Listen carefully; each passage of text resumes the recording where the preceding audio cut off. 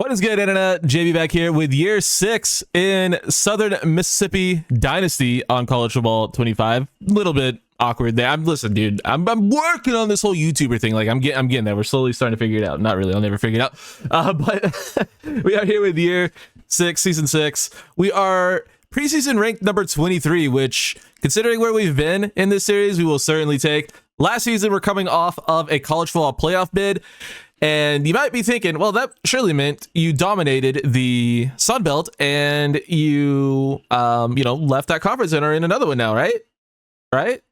No, we ended up losing in the conference championship, and I just feel like I can't leave the Sun Belt until we at least win one conference championship. So regardless of whether or not we win this season or how poorly we do this season, like if it manages to fall off the rails somehow, this will be our final year in the Sun Belt. I've made that distinction, I guess. I've made that decision, however you want to word that, that it will be our final year regardless of record. But our preseason non-conference schedule is actually a little bit more difficult. We're trying to take a step up next season for, of course, a look at the SEC. So we are playing some bigger name schools, at least in the first 2 weeks. We're playing Kentucky, another ranked team. Last season we played Iowa State and they were a ranked team, so we're playing another ranked team this time in the SEC, Kentucky.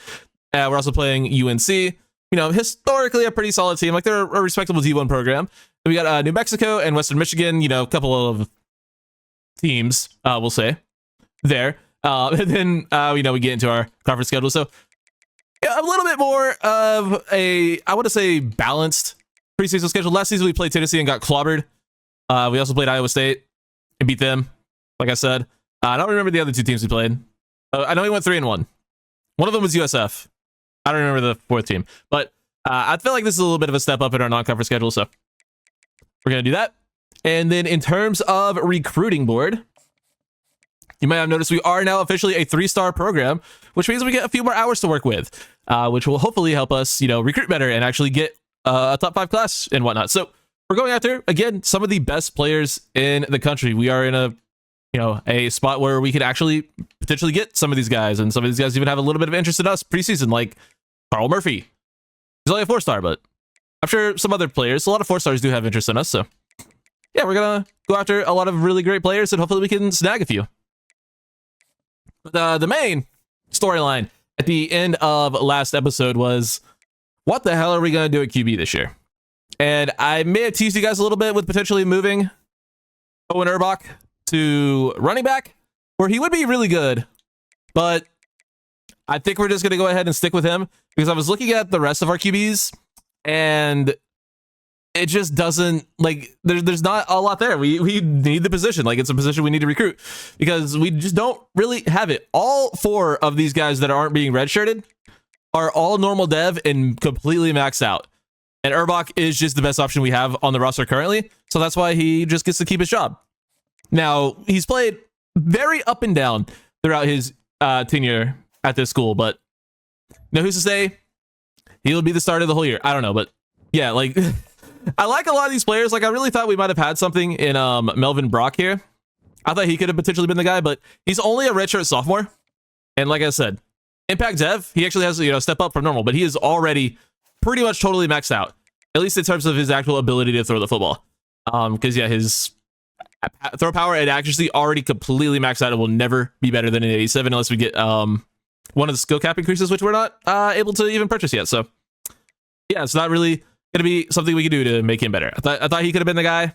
He's not. I thought Matt Rubin was probably gonna end up being the guy this season, and he has the abilities. So if anyone is gonna take over for Urbach, it will probably be Matt Rubin, just based on his abilities. But he is also just completely maxed out almost. He can get a little bit better in terms of accuracy, but his accuracy is pretty terrible. And he's not like an unbelievable athlete. Like he's okay. Like he's got 86 speed, 92 acceleration. His elusiveness is solid, but it's nothing crazy. Like he's a fine player, but he's an underclassman, redshirt freshman who is basically not going to ever get better. But we did bring in 3 new QBs, 3 redshirt or freshmen who are going to be redshirted. Titus Chapuka, 4-star, normal dev. He's already almost got it maxed out. So we're getting these good players. Like they're fine overalls at the start, but they don't get a lot better. Chapuka can get like solidly better in terms of his accuracy. Like he still has 3 tiers to upgrade, but you know, it's gonna be what at best, like his short throw accuracy could be in the 90s. His medium throw accuracy could be like high 80s. His throw under pressure will never be that good. His deep throw accuracy might get to the high 80s. Like what do we do with that? It's fine, but it's, you know, nothing crazy. The one guy, okay, Marcus Goodwell, he's bad. He's just not good. He's even more maxed out than Trepucka. But I was just taking shots at some guys who had some decent like things. The one guy on our roster I have a little bit of hope for is Antonio Sweat. But you'll notice, Impact Dev, he has a lot of abilities. He has a little bit of room to grow. He can get better throw power. He can get better, you know, just in general, in terms of his power. He can get a lot more elusive. His accuracy is kind of where he's maxed out already, though, which is unfortunate. But yeah, I mean, I don't really love any of our options. So we have a few good players. It'll be interesting to see, you know, if anyone does step up, if Urbach struggles, if any of these guys can, you know, take the reins as a starter. I'm not really sure if we have that guy. And it's really going to be a huge thing whether how much Trepucka and Sweat improve in the offseason. But don't worry, we do have quarterbacks on our recruiting board. Like, we are definitely recruiting the position because I will make all of them transfer if we find the guy. Like, if we find someone worth starting, like a true freak at the position, I will certainly get rid of all of them if I need to. But in terms of receiver, Carl Boudreaux, who had an incredible year last year, he's going to be a receiver 1. And we brought in a couple of very highly touted recruits, including 5-star Tony Savage and 4-star Nick Hillhouse, both of whom are going to be taking a redshirt year. So our receiving core next season is going to be legendary. We're talking 2019 Alabama levels good.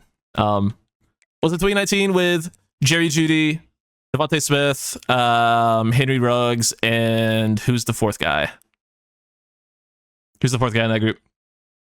It was Jeudy, Ruggs, Devontae Smith, Jalen Waddle. It was those 4 on the same team. Now, obviously, you know, Jerry Jeudy's kind of whatever. Devontae Smith's great. Jalen Waddle was really good until this year. A lot of that's on Tua. He's had a couple of good games this season, and then we don't need to talk about Ruggs. That's just, yeah, we don't. It's unfortunate, but yeah, the team is looking solid. We gotta, you know, do our thing though, and we're going to.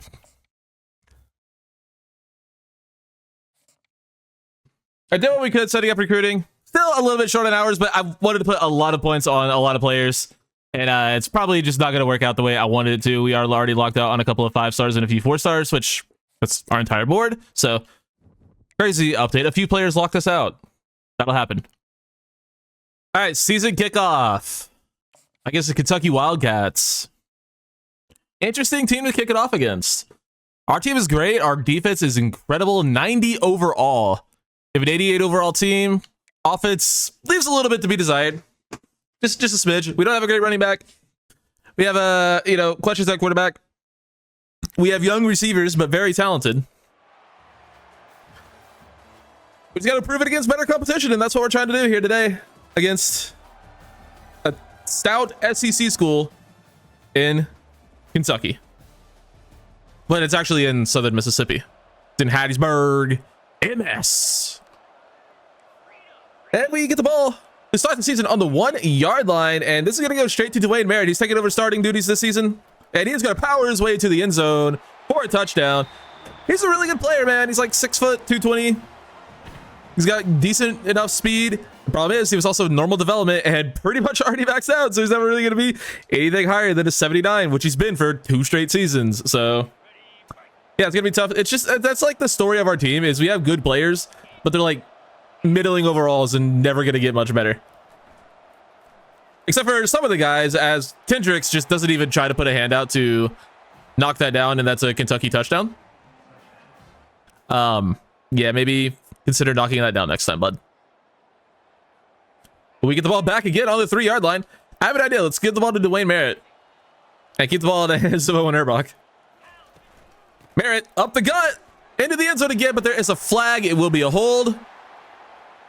Keep him on the ground. He doesn't deserve to stand. After that, don't show your face here ever again, Max Thorne.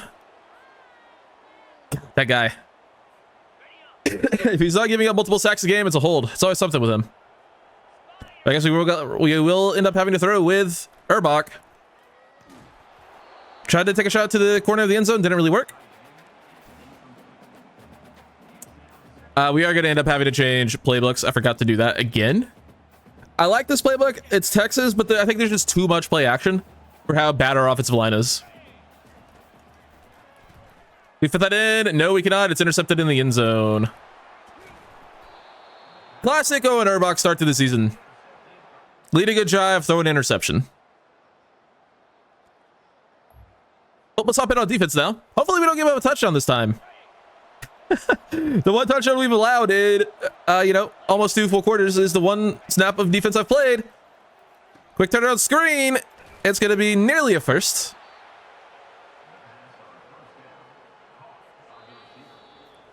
Two-minute timeout.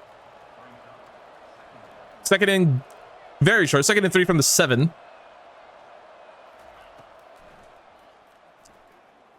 QB's going to take off. We're not going to be able to get there. Diggs was covering the running back, so it's not really his responsibility to cover the QB. But we didn't really have anyone, covering that. So, it is what it is. Good read from the Kentucky quarterback, and he gets into the end zone. We have a 2-minute drill here. Try to get some points on the board before the end of the half. And we'll do our best to do so.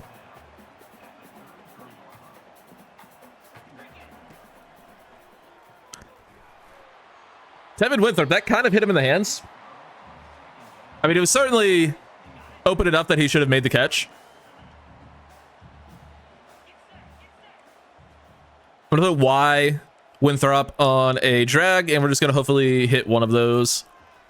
I thought, well, okay, you can't drop that, dog. It's from the 33-yard line. I trust my team. This is a brain dead play call, but I trust my team.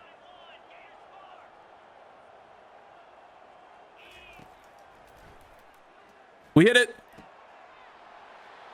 Doug Triori leaps over a man. Still going.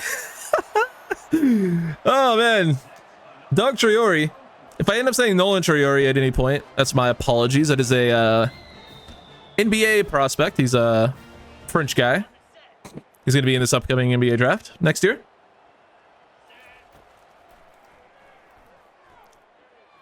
Trying to throw a deep post, just never a good idea with Owen Urbach. He can hit a corner out every now and then, but posts, not his thing. I think we might need to put Boudreaux in the slot because we're not really getting any great routes from him. At least in terms of play progression. I mean, that was open-ish. That's the best look we've had today. For him, anyway. We're just going to slant Boudreaux and just see if he can win. Oh, senior's wide open. What happened here?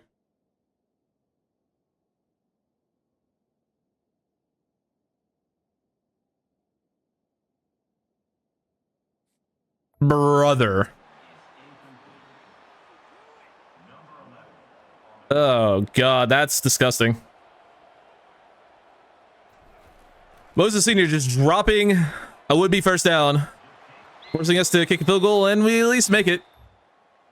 That's an improvement from previous seasons. We don't usually like making those. We're gonna actually man up here. We're gonna stay in a pass commit though. Corner shot. John Ninehouse absolutely cooked. For a 90 overall corner, he sucks. I've said it several times last season. He is not good, despite how good he is on paper, how good his stats say he should be. Or his ratings should say he should be, rather. He is not very good. Dog, you can't hit the silencer when you fucking give up 5 yards on first down. Option read, QB keeper into the end zone, touchdown Kentucky. Okay.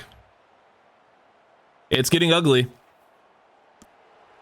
We're back on defense. Let me guess, it's something to 10 still. Yep. 21-10. Haven't gotten a moment on offense in the second half. That's fantastic. Love that. Can't cover both. First down, Kentucky. What am I doing? What are we doing? Nope, not helping him. Not helping him. 24-10. We're in the red zone.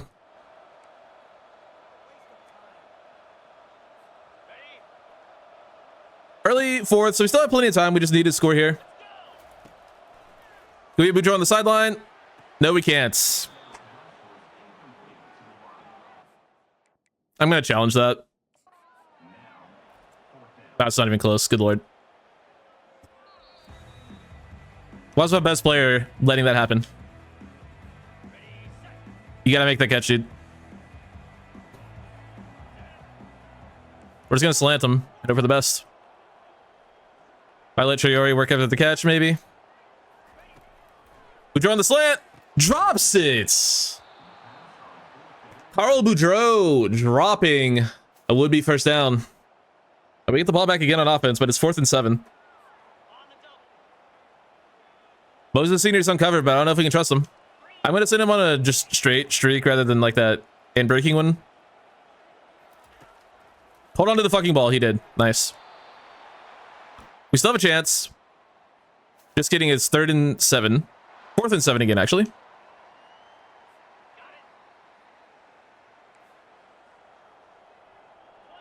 Oh, God. All right.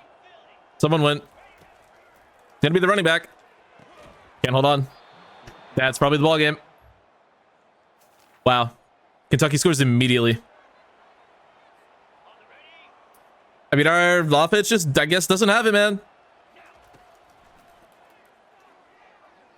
That's intercepted. Yikes. What a terrible performance. Yeah, we do need points. You are correct. You are truing.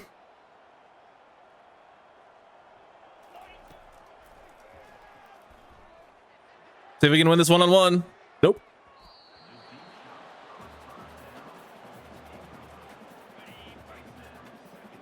They're on the internet calling us a fraud right now. Calling us frauds. Calling last year a fluke. That's what social media is saying right now.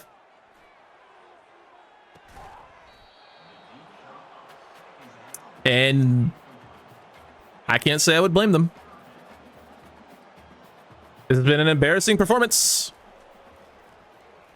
There's a fumble because why wouldn't Owen Urbach turn the ball over?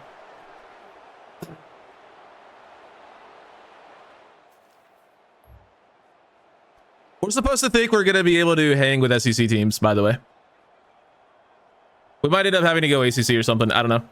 Because we will not be able to hang with SEC teams even a little bit. Especially when my fucking receivers can't hold on to the ball when Owen Urbach actually makes a good throw. Like, he never makes good throws, but when he fucking does, my fucking receivers drop it.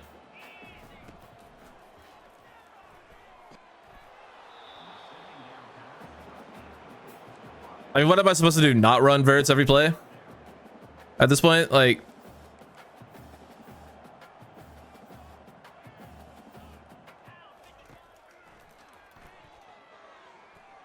See if we can get Boudreaux. He dropped it.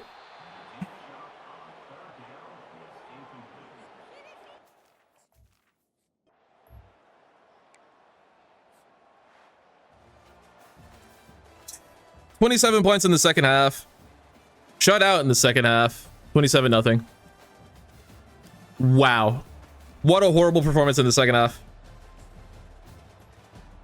Absolutely clobbered. 41-10 by Kentucky. Urbach goes 10 for 33, 2 interceptions. Guys, I think we've seen enough. I think we've seen enough. 8 for 37 on the ground. Dwayne Merritt had the lone touchdown of the day. Holy fucking drops. 3 for Boudreaux, 2 for Winthrop, 1 for Merritt, Cross, and Senior. So that's a total of 8 drops on the day. That's unacceptable.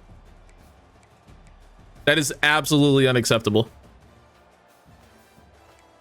Carl Boudreaux, 0 catches, 0 yards, 3 drops. From what's supposed to be our best player. Wow. Absolutely embarrassing performance. And our offensive line actually played well for once, allowing only 1 sack. Couple of TFLs. Stack for Malachi Shaver. Good for him. Yeah, but we've seen enough. Owen Urbuck is done. Obviously, there's a lot of drops that game, so it's not entirely on him, but he was also terrible, so we're done. I'm done with it. We're going to go Ben Lolito first. Give him a shot before we go to Matt Rubin, but Urbuck is done as the quarterback. He's obviously super tall for the position, but we're going to put him at running back. He might end up being like a Taysom Hill kind of clone. So yeah, we're doing it. We're done with it. I'm done pretending he's the guy. He's an 82 overall.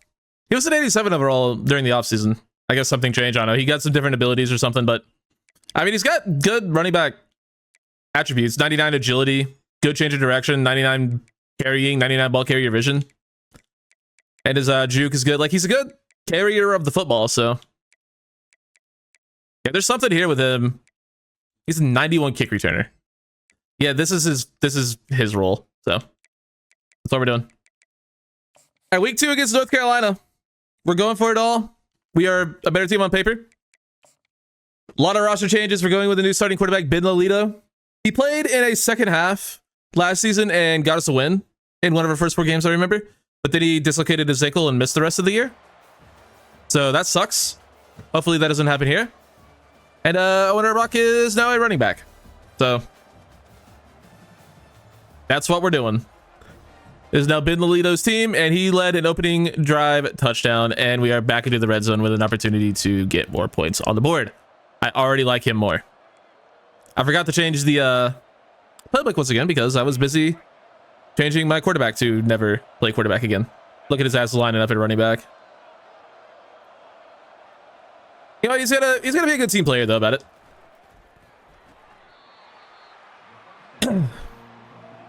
He's happy to do whatever the team needs. We can respect that at least. Brendan Dahl, touchdown. I think it's Brendan. Haven't learned redshirt guys' names, but either way. Redshirt freshman, I believe. Tight end, makes a play. Gets into the end zone for the big tutty. And we're up 14-0 here in Chapel Hill. David Dahl. Close enough. There's one of them basic names. 3rd and 10 on defense now. We'll get on Mr. Stefan Diggs. Top tier name. He's very good. I mean, that's just not really his responsibility now, is it? I guess you can say it probably is, but to me, being in like a middle overhang zone, like that's not really something, you know, that he should have to cover up the seam. Now, Bobo here, Ezekiel Bobo, that would be his responsibility. But now this is also his responsibility over here. Doesn't matter. As we get to the QB, big number 96, that's Sidney Lacey making a play, making it 4th and 22. Are they in field goal range? I don't know. They made it, so I would assume so. Obviously, I would assume so. They fucking made it. Of course they were in field goal range. But we are knocking on scoring more points. Knocking on the door of more points is what I was going for. Ooh, I don't love the 2 interceptions in Sim. I don't love that. Lolito, I don't love that. But that's another touchdown. Carl Boudreaux into the end zone. Moved him to the slot.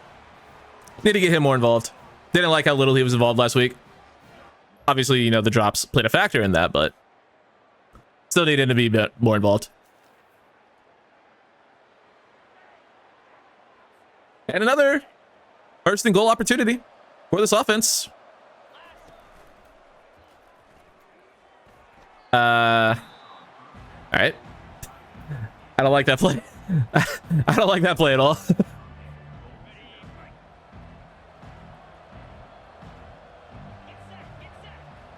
know what? Let's go. Press A like 3 times. Do something, please. Senior got bumped. Never really had a chance to actually run his route. It would have been open if the game wasn't terrible. Oh, Boudreaux cooks on the slant. And stays on his feet and fights into the end zone. Carl Boudreaux. He's hard to tackle, man. He is hard to tackle. That's a hell of an effort by the reigning best receiver in the nation. I forget the name of that award, but he won it last season. Looking to go back to back. We're gonna take a deep shot to him. There's a flag on the interception. Hopefully. It's on the defense. But it's not. It's on my offensive line because they're terrible. Listen, there's one thing about me. It's that I'm just gonna yeet picks the entire year, so yeah. None of my quarterbacks are actually good. It's just hopefully Lolito is better than Owen Urbach. You know what? Speaking of Owen, let's let him get a run. Let's let him get a touch. See what he can do. I mean, that's a damn good run. Damn good run. I mean, he has 99 carrying, 99 ball carrier vision. Like, you guys saw his running back stats. They're fucking elite. So, like, he can definitely do it. We didn't really have anything. We just didn't really have anything there.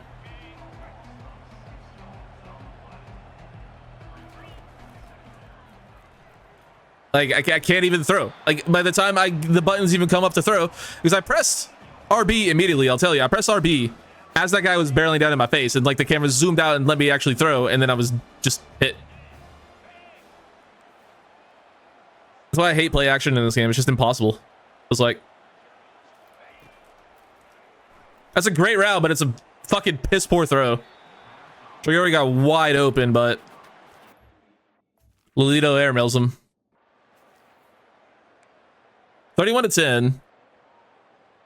They're going for it on 4th down. We will attempt to stop them.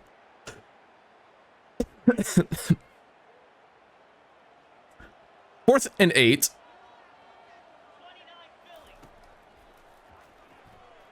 Knock that down. There you go. John Ninehouse actually makes a play. Usually the one getting plays made on, if that makes sense. All right, so it's going to go to the 2-minute timeout. And you know what? 2-minute timeout. Up 21. Let's give the rest of this drive to our other QB, Matt Rubin, and see what he can do. Because obviously with 3 interceptions, we're not entirely, and only one of them me, by the way, we're not entirely sold on Mr. Lolito. And maybe we're not sold on Matt Rubin either.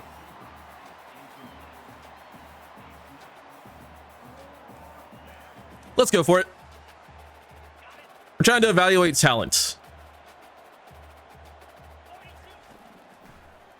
That's a decent throw. Good right after catch by Senior.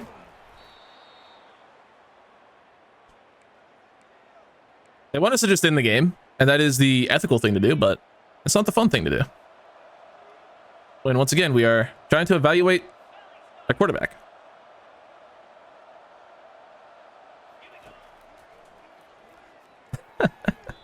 Why do I do that to myself? It's like, I know he's there. I know there's no world that ever gets completed. Priori's uncovered. Actually, no, there's a corner back there in the end zone on the A. Complete to Boudreaux.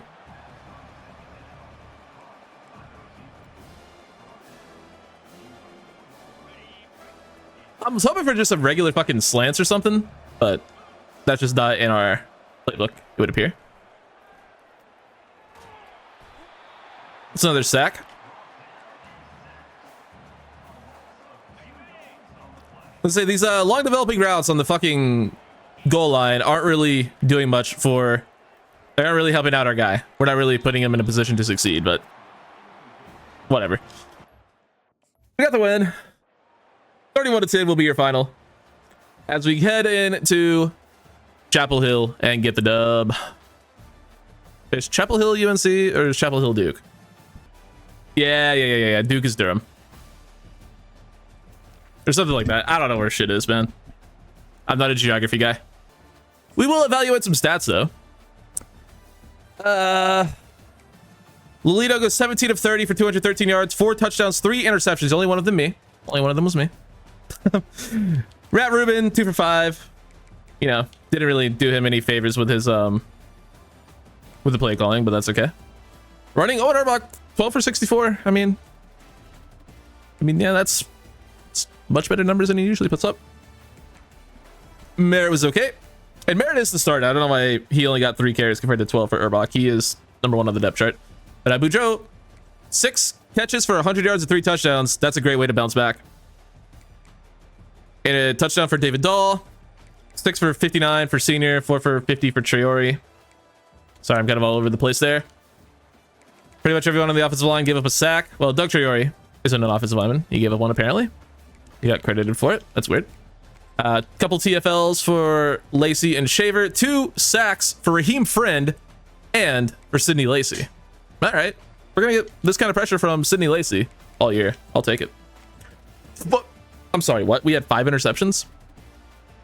Stephen Diggs, Ty Nall, Dante Hargrove, John Ninehouse, and Brendan Tootin. All with interceptions. That's insane. Why did I not realize we threw 5 interceptions, or they threw 5 interceptions? Shout out to Tavares Bettis, real MVP. Ooh, we are into some top 5s and some 5 stars. You know what that means? We got to get some points back. And we got to get meetings going. All right, we dropped a lot of points on a lot of really good players, but we got 3 incredible players on visits, including potential new QB1, Ben Beavers from Springfield, Ohio. He's a 5-star. Number 3 quarterback in the nation, top 20 player in the nation.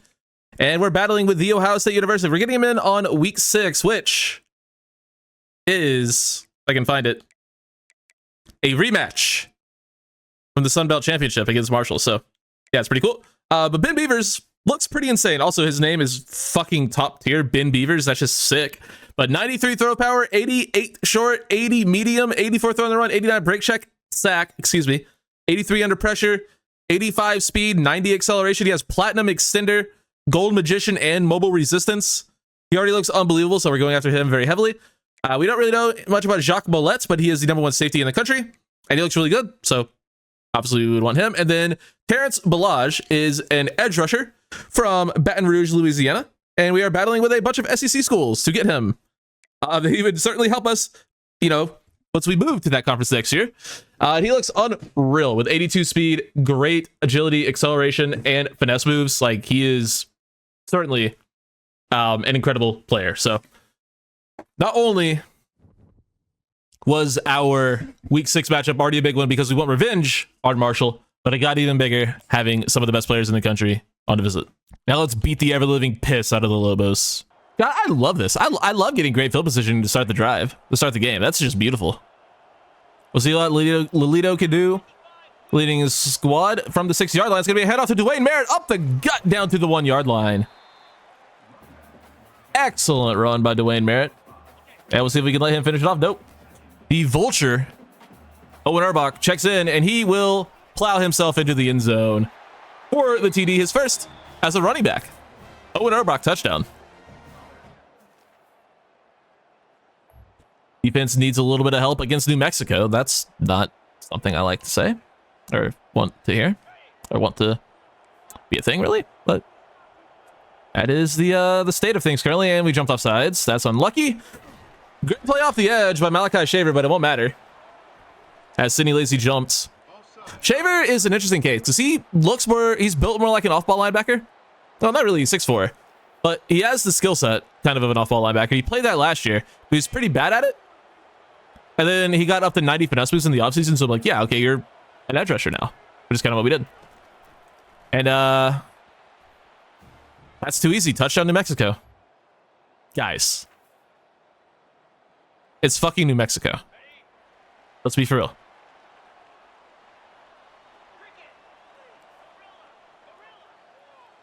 We're just gonna streak Boudreaux and tell him to go in. And then just hit the underneath.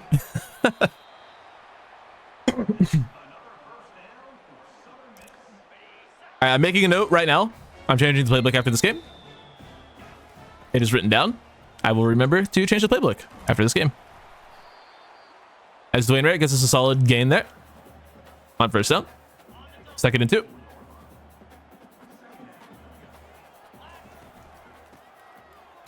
Ooh. Probably should have just went outside with that, but I don't know. There's something I just didn't really like about it. Started one. We cannot stall out against New Mexico team. Let's get some good blocks. Let's let our buck do his thing. And he will do his thing. Feels weird running with him. As a running back, it just feels weird. Let's throw him a screen. See if he can catch. He gets off the block. He makes a catch. I mean, hey, that's not bad. Not bad at all, Owen. Not bad at all, buddy. This is his calling. Man, I'm telling you guys, if we streak Boudreaux there, that was a touchdown because we caught their corner that was on him just completely flat-footed, but he was running the out route. He was been gone if he was on the go route. David Dahl, nice catch. He gets first, and it's a 1st and 10 from the 11. That's a rough spot.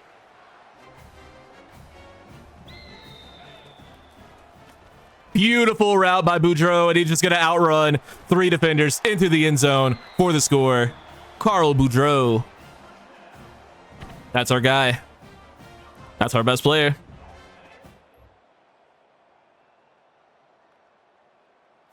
And we're back on offense in the red zone. Beautiful. This looks like a mess of a play, but we haven't really done weird shit, so let's do some weird shit. It looks like it's going to Traore. Or Buck's the lead blocker. Okay, I see the vision. I see the vision. It works. That play's sick. Okay, that play's disgusting. Doug Traore touchdown. If the blocks hold up, that play is disgusting. Will the blocks hold up every time? Probably not, but they did that time, and it was a beautiful result. Touchdown, Doug Traore. 21-7 lead. This is what I'm talking about. This is what we're looking for. Eat the piss out of some fucking Lobos. All right, we're going to streak Boudreaux, and one of them will win. There's a little bit of safety help, but it's not going to be enough. That's a late hit on the QB. Better be anyway. They're going to call a hold. No way. Dog. Lolito got killed after the throw. No. Y'all got to see this. I mean, they're kind of just showing the replay anyway, but watch our guy get absolutely destroyed. I mean, the ball's away. Okay, it wasn't as bad as I thought. Okay, it's not bad. I mean, it's more than, you know, some Patrick Mahomes calls, if we're being real, but my controller vibrated like crazy for that. That's why I was like, he got killed. Come on, what's the call? But my controller went fucking ape shit. Deep shot to Winthrop. He has a step. Touchdown. Moonshot.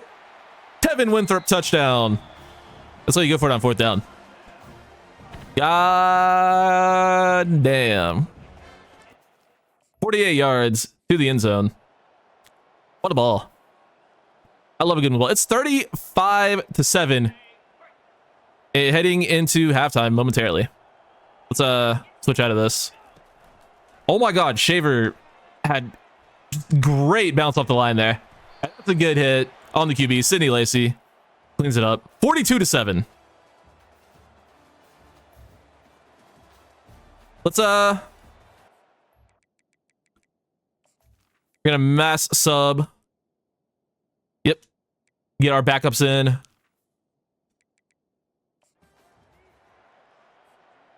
Gonna look at some of our guys. Melvin Brock gonna take over at quarterback. That's fine. We have Tavon Jewell, Rico Santiago, some heroes of a couple seasons ago. Before we got some great players, here's Nasir Divins, who is the odd guy out this season. He's receiver 4. He's really good though. He had a great season for us last year. But you know, sometimes someone just has to lose snaps. You know, players get better. Your team gets better overall. Some players will lose snaps. Matthew Ramsey, another example. He was a big part of the offense a couple of years ago. We have better players at the position now. He doesn't play as much. But as long as these guys are good team players, it doesn't matter.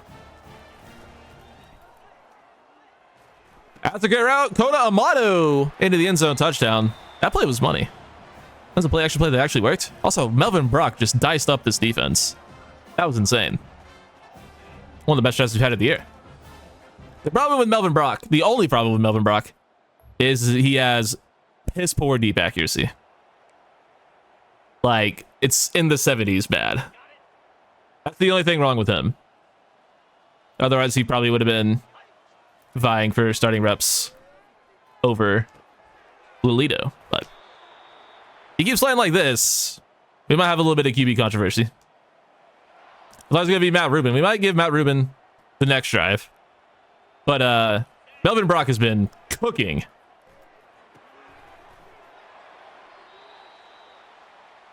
Let's see if we get Melvin Brock another touchdown.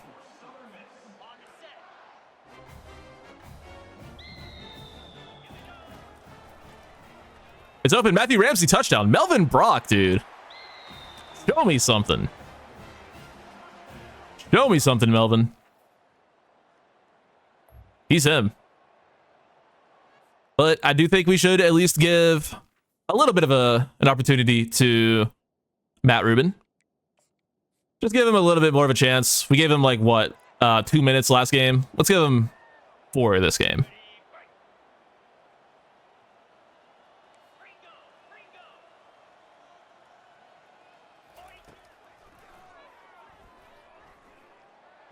Fourth and 7. Nah, we're not gonna go for it. That's disrespectful. That's disrespectful. The game just did. So we got one whole throw with Matt Rubin. He's getting screwed. But that is a dominant win. 56-14. That is the win I have been looking for the last 4 seasons. And we finally have it in an out-of-conference game without anyone on campus. But that is the kind of dominance that I am looking for. Listen, we might get our ass beaten by SEC schools next year. But if we play like that against, Sunbelt, we won't really have a choice. UNM, obviously, a similar caliber. What a game from Ben Lolito. 12 of 15 for 200 yards, 212 yards, 4 touchdowns, no interceptions. But honestly, Melvin Brock might have been better. 7 for 7 for 67 yards and 2 touchdowns. Melvin Brock's great. He proved a lot on that drive. And then, of course, Matt Rubin, 0-2, despite having the best abilities of the bunch. We're gonna have, gonna have some things to think about. It's been Lolito's job until he loses it, but Melvin Brock showed he could play.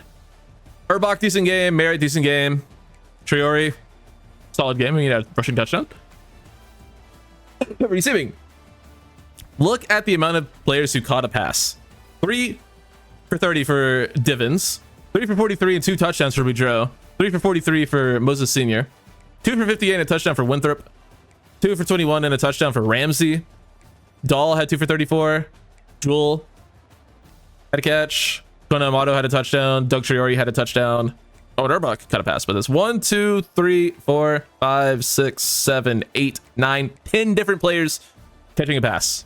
That's insane. And we even gave up 4 sacks, including Max Thorne being terrible again. Come on, buddy. Come on. Oh, we were past this. 2 TFLs for Sidney Lacey and another sack for him. George Branson gets 1. 3 interceptions for John Ninehouse. Okay, dude. All right. All right, John. Now just stop getting torched when we're actually playing the game. Because he's going off in sim this year. Oh my god.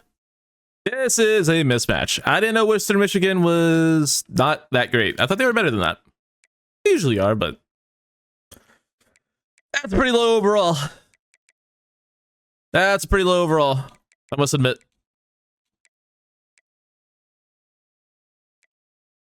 But, gotta play these on your schedule, and they're on our schedule, so here's to playing up to our level and not down to our competition. Up to our expectations and not down to our competition. No disrespect, but this should not be close. What is with the weather, dog? Have we had do we ever have good weather games at home? I swear, we never do. It started at 11. We'll man up. I trust our team in man coverage this season a lot more than in previous years because we have some really talented corners. So we're going to trust them. Play action, they get beat in man coverage. To be fair, that's a linebacker getting thrown at, but still.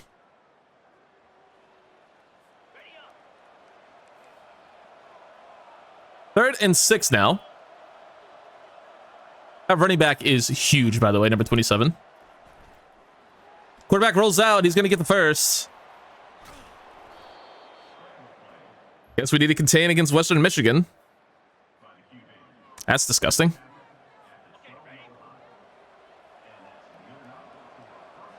I don't like this. I don't like this one bit.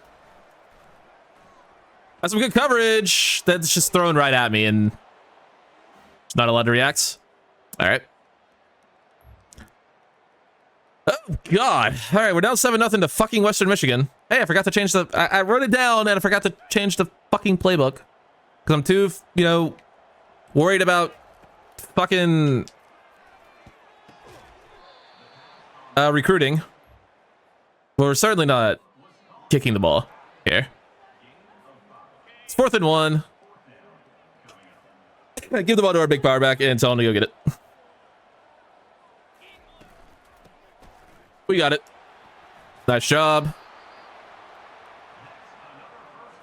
I will say in Ben Lolito's defense, this is probably his first time actually playing in the rain. So he's probably, you know, not used to the ball being all slippery and shit. We have 20 yards of offense. That's disgusting. They might just keep the ball on the ground then. Yeah. That's a pretty good run. Big hit, though. Merritt holds on. Hey, but that one time I said we're just going to keep the ball on the ground. I lied. Switch some stuff up. How about we go when I press go? There we go. That's bad. That's just a bad read. It's not a good read. I was only ever considering throwing to one player. And that'll happen when you do that. I'm gonna put Senior on a slant, and hopefully we just clear out for Boudreaux, or one of the guys over the middle ends up winning. And Senior kind of wins. We just need to get the ball out in front, and we do. Good throw by Lolito. I like when we make good throws. I like that. Might just try to get this quick to Dahl. And that's exactly what we're going to do. David Dahl, a lot of room to run. Gets 6. Didn't get it to him even quicker, but I just, you know, I can only go as fast as the game will let me. And that was as fast as the game would let me, pretty much. It wants to run this orbit swing, and I'm down. It's to Winthrop. We have the numbers over there, so we can try it.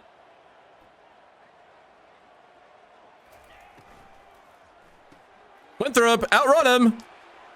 Out of the 1. Reach out across, big dog. The play works. Gets us down to the 1 yard line. We'll try to punch it in with Dwayne Merritt. Puts his shoulder down and gets into the end zone. Touchdown. Southern Miss. Ties the game. Pending the Kofi Onyemata extra point. He drilled it.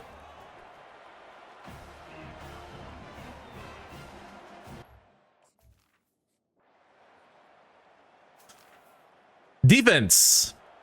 Guys, it is Western Michigan. They are a 74 overall. What are we doing? We're jumping off sides. That's what we're doing. My team does that so fucking often. I'm using the Matt 10 slider set, and there's something like inherently wrong with the offsides for your team. That shit happens multiple times this season. It feels like at least once a game, but it's not quite once a game. This fucking quarterback, dude.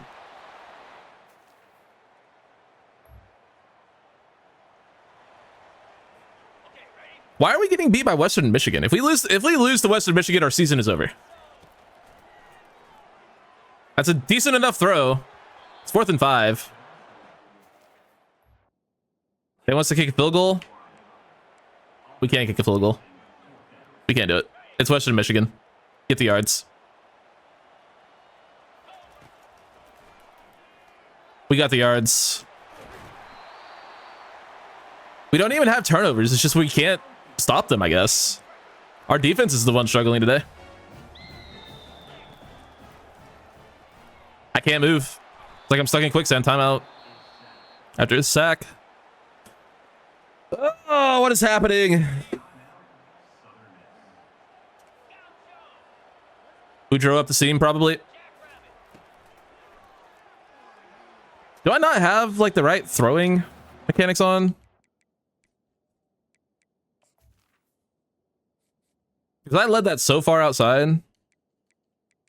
What passing do I have? Passing type is placement and accuracy. Oh, I don't have it on revamped. Okay. We'll try it. I haven't played it on revamped in a while. But I tried to lead that outside and it just didn't really work. That's a red throw, but it's a touchdown. Like, that is wide open. Has to be a score, and it was. I might end up struggling on this. We might not stay on it for long, but I've been trying to put touch on throws, and I'm just now realizing in fucking season 6 why it wasn't working. Because I had the wrong fucking thing on. 3rd and 7. Holy shit, that was wide open. I realized it way too late. I realized that so late.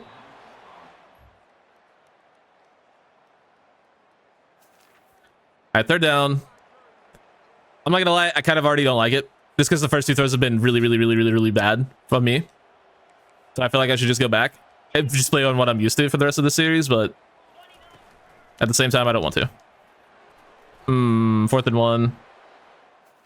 No, we obviously will be going for this.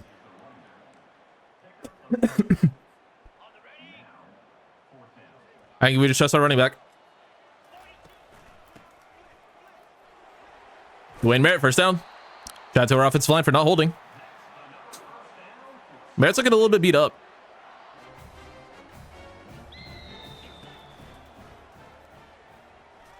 Dude, okay, yeah, I haven't made a good throw yet. I'm going back.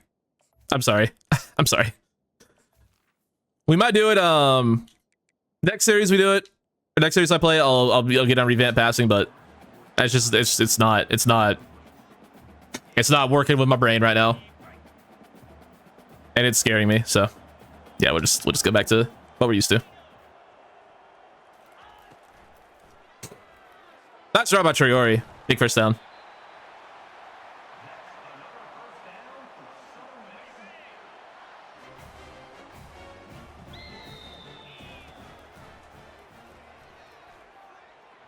Well, there's a red throw anyway. Yikes.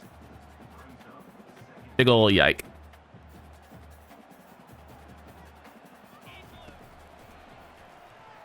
I literally...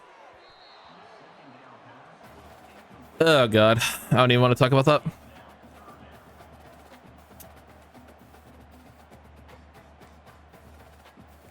Fuck it. We're going to run the screen. It's Urbach or Winthrop? Yeah, we're going to Winthrop. What was our other receiver doing there?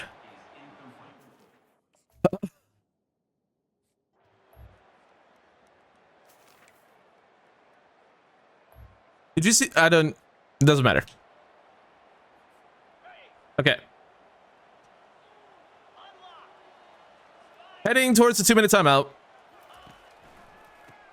That is a fantastic block. That is a great run by Dwayne Merritt. D Merritt gets a demerit on his report. Demerits are a bad thing, right? I don't fucking know. It's like a Boy Scout thing or poshy school thing. I don't know what the fuck a demerit is. I'm gonna be real, but D Merritt did a thing. That's a timeout. Okay.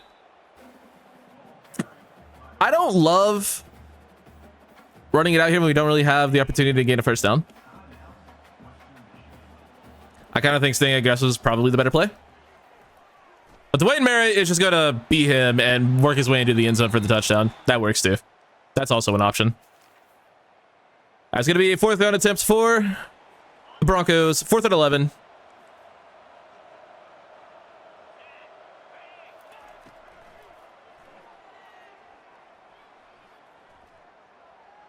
All right. Interesting little check down. But that's a good job wrapping up and containing. And we're going for a field goal, apparently. I don't know why we are doing that when the game could just end if we just hold the ball. So I think we're just going to hold the ball. We're definitely gonna snap it at the last second and try to score. Nope, we're definitely not going to do that. That'd be toxic. That'd be a horrible thing to do. Why would I ever do that? They can't get a 10-point interception. All right, well, we got some yards. That's pretty cool. 24-14 Asian final. Had a little bit of a scare. We ended up shutting them out in the second half. Our defense finally decided to show up. Our offense, as has been the story of this entire series, did enough to keep us in the game. 2 touchdowns for Dwayne Merritt. Good for him. They're on 13 attempts. That's a pretty respectable game. What were the stats looking like?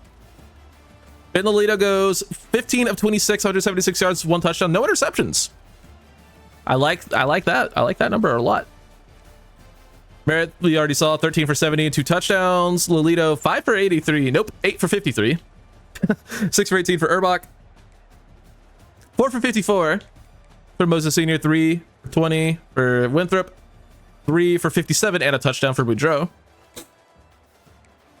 Couple other guys getting involved.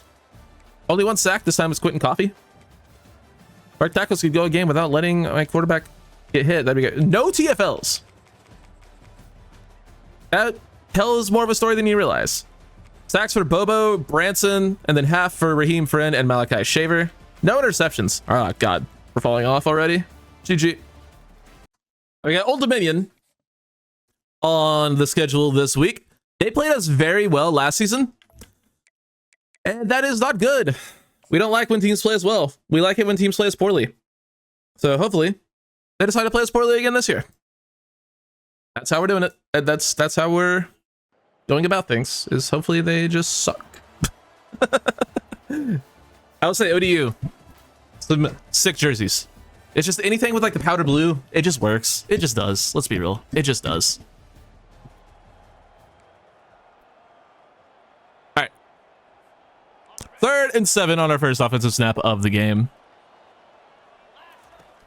Well, that is a wide open Carl Boudreaux. This stadium looks sick. That end zone view looks great. The one that we are running to. Like, that just looks cool. That just looks like it just looks like a football field. I know it's nice fucking statement, idiot, but yeah, I don't know, it just feels like a football stadium. You do a little bit of a leap for the fan in attendance in the red zone, in the end zone, rather. It works. I like a good wall in the end zone for our players to beam themselves into. We're going to step up with Lolito.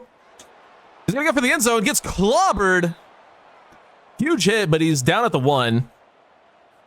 He went for it all. He went for the effort. He tried to get into the end zone. Showed some heart. Looking like Tua. No care for his body. As Urbach can't find the end zone on that one. We're going to go back to Owen Urbach, I guess. On the ground from the 1-yard line. He gets into the end zone for the touchdown. Owen Urbach. His 2nd touchdown as a running back, I think. 3rd and 5. Let's bring everybody. What's the worst that could happen? We're going to pass commit even on the blitz. So we know what they're doing. And we're just going to try to stop it. Shit. We're going to bring everybody. It didn't work. Certainly did not work. We never actually get pressure when I blitz. It's just 90% of our sacks in this series have been coverage sacks, which, you know, they still count the same, but not as cool. Not as cool. We also haven't really had a dominant edge rusher. We've had some real solid ones. Chris Jones comes to mind. Malachi Shaver this season has been pretty solid. Sidney Lacey's been really good this season. We haven't had that guy yet. And he's going to potentially be on campus next week. And Sure, he has a name. Don't know what it is. I think it's something Balaj. I think we got ourselves a Balaj. Big hit. Guy's name's Parker Eagles? He ever turns into a pro golfer. I mean, hey. He's got a name for it. And Parker Eagles makes a shot. I've never watched a single fucking round of golf. I just know an eagle is, what, 2 under par? This birdie is 1 under. Anyway, ODU, running back diving into the end zone for the touchdown. That's not great. Not necessarily a great sign when your defense is giving up touchdowns to Old Dominion. But it's pretty much proven that any offense is like 10 overall points higher when you're playing than when the CPU is playing. So there's that. I'll kick a field goal. Need to get Kofi Onyemata some reps. AKA, I need to remember how to do this shit. Not my worst effort ever. As they have a guy who's just pondering just existence there. He just didn't move. 3rd and 6. Can we actually get a stop on 3rd down? This and more on your 8 o'clock news. The answer is no, we can't get a stop. Even though there were 2 corners in the area, neither one of them made a play on the ball. We're going to have another opportunity at it, though. This time it's 3rd and 13.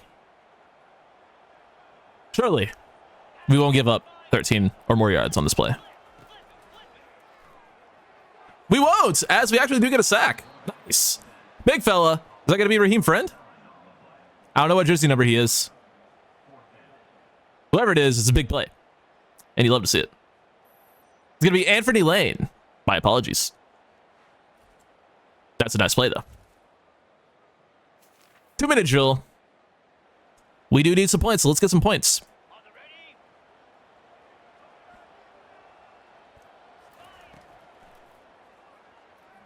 Deep ball. It's going to be Boudreaux. Listen, man, I just like throwing it deep. It's almost never the right choice, but I just like doing it. I'm going to put Traore on a slant. I just see what happens. See if we can get underneath it with Winthrop. He does go up and get it. Tevin Winthrop. All right, bro. Tevin Winthrop, big play. Down the field. That was an excellent job working back to the ball there. And we're back on offense. Anytime I don't have to play defense is a good day. That's wide open. Carl Boudreaux, walk-in touchdown. Boudreaux. Big CD.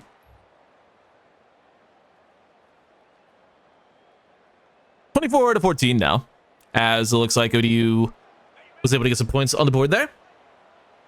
Maybe we just continue to throw it deep and not do anything else. I like that idea. See if Boudreaux can run underneath this one. No, we cannot. All right, well.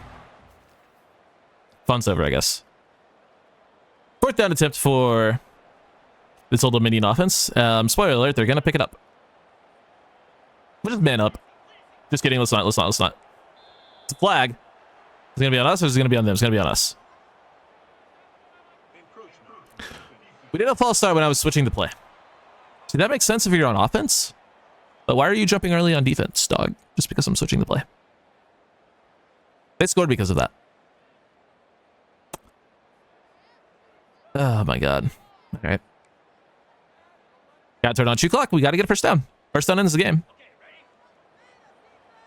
They're lining up to stop the run. But we're still going to do it anyway. Dwayne Merritt is beat to hell. He is hurt. We should probably get him out of the game. We should probably take him out. If he's going to be that hurt, we can't risk a fumble. We're going to go to Arbach. He has 99 carrying.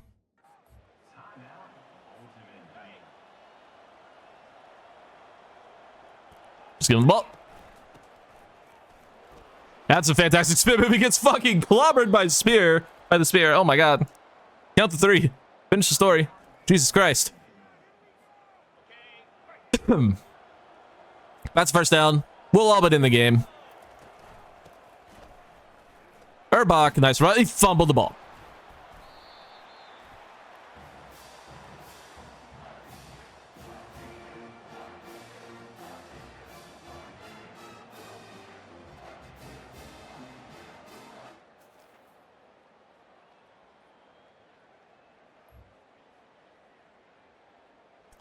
Owen Erbach fumbled the ball. That's a running back.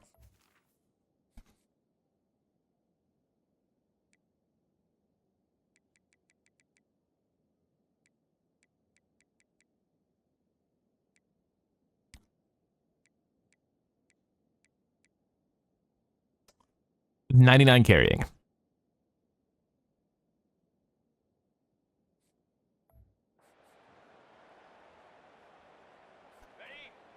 Holy shit. Get me on a D lineman.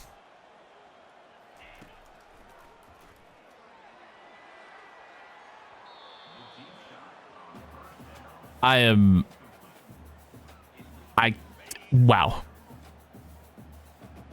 Owen Erbach is just asking to get let go from him. He's just trying to get cut from the team, dude. I don't know what to tell you.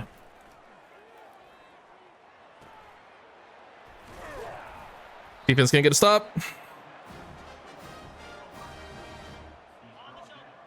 When do we have to start thinking about calling timeouts?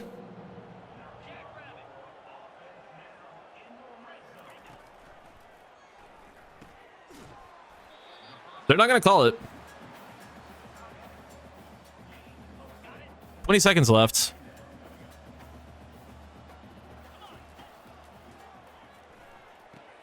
There's the timeout.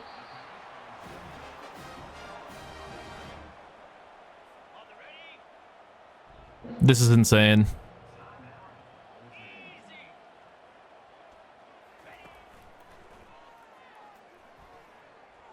Oh my god, he had the touchdown. If he just ran, he had the touchdown. If he just ran for it, he had the TD. Holy fucking shit. Holy fucking shit, he just had the TD if he ran. Alright, we have to throw up and contain then. We have to throw up and contain. Corner of the end. Oh my god, he dropped it! Oh my fucking god, I just hit him in the hands and he fucking dropped it. Holy shit. We're trying to lose. Final play. Keep out of the end zone. We escape. Holy fucking shit. We did everything in our power to try to lose that fucking game.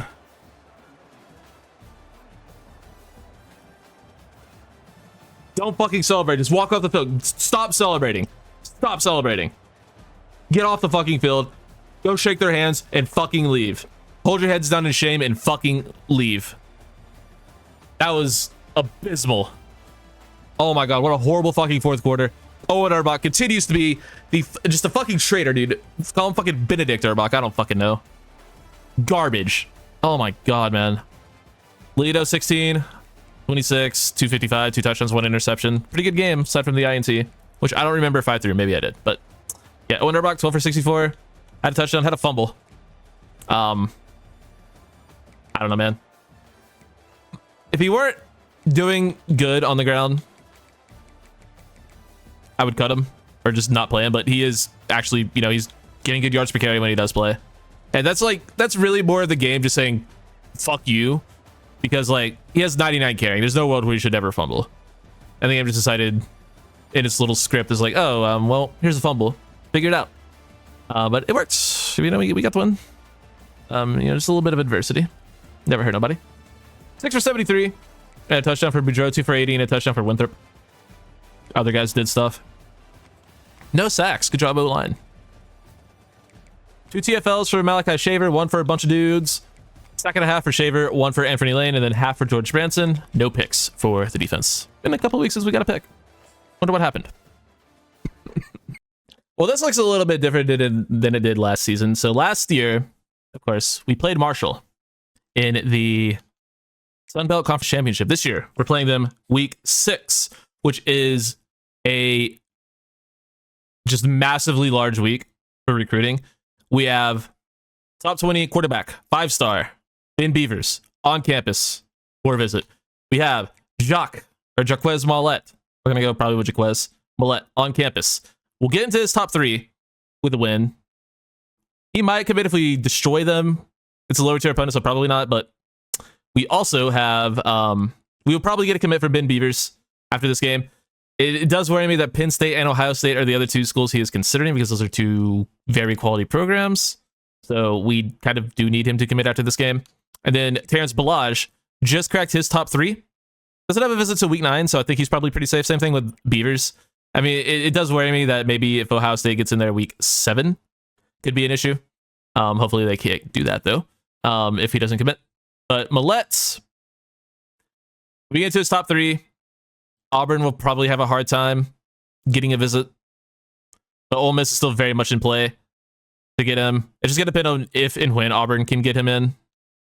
And then Balaj, we'll have to week 9 to get him to commit. He could also just jump ahead of us because it's Bama, but who knows? But those are 3 incredibly important visits. And then we also have Frederick Troop, a 4-star middle linebacker. I need to put more points on him this week because there is Illinois knocking on the door of his recruitment. So we're gonna borrow some points from Joe Peters for a week. Sorry, buddy. Probably should be another 5-star we're doing that with, but it's okay. We'll take points of one of these side ends for. Oh, do we need more points? Yeah, I don't think we need more than 25. We could throw another 5 on. Okay. Yeah, that should be good enough. Hopefully it is anyway. We just have to not commit to Illinois after week 8, basically, is what's going to come down to with him. But this cannot be overstated how big this game is. I didn't see what time it is. Oh my god, Marshall's good. They're really good too. How are they 1-4? Oh fuck, this is a trap game. This is such a trap game. What time is this game? Do we do a blackout? If it's later afternoon, we do a blackout. Mid-afternoon, it's a whiteout. Hey, it is actually a beautiful sunny afternoon. No rain. Very rare clear weather game here in Hattiesburg. And the Rock will be rocking. Huge game, multiple big time implications. Obviously a revenge game, but there are 4 5-stars on campus for this matchup, including a quarterback and 3 incredibly important defenders, an edge rusher, a linebacker, and a safety. So this is a massive week for recruiting, even more massive week for revenge. But unfortunately, Marshall will get a first down there.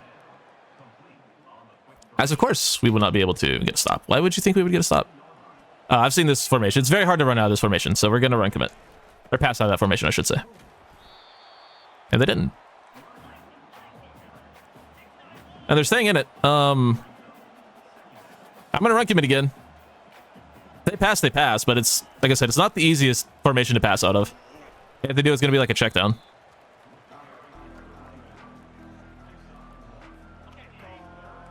Just zone up. Actually gonna play the stick, see if it does anything. I've not been doing that for a couple seasons now. We're gonna try it here. And that's an interception. Ezekiel Bobo. User pick. That's the first one of those of this entire series. Garen fucking Teed. That's a great time for it to happen, though. Ezekiel Bobo with the pick. And the Rock is loving it. Look at all the fan. They're going crazy. That's a big play. That's a big time play. That's a big first quarter drive. Let's take that darn lead. That's probably how our fan base sounds, I would imagine. Decent run. 4 yards. You know, not bad. I love a good jailbreak screen. They don't work often, but I like running them. We're going to try it with Boudreaux. See what happens. The blocks will work, actually. It literally did not let me juke. I have gold shifty. Finally an opportunity to juke with Boudreaux, and it just did not let me do it. That's okay, though. We got the first down. That's all we really care about. Excellent run from Dwayne Merritt. 2nd and inches.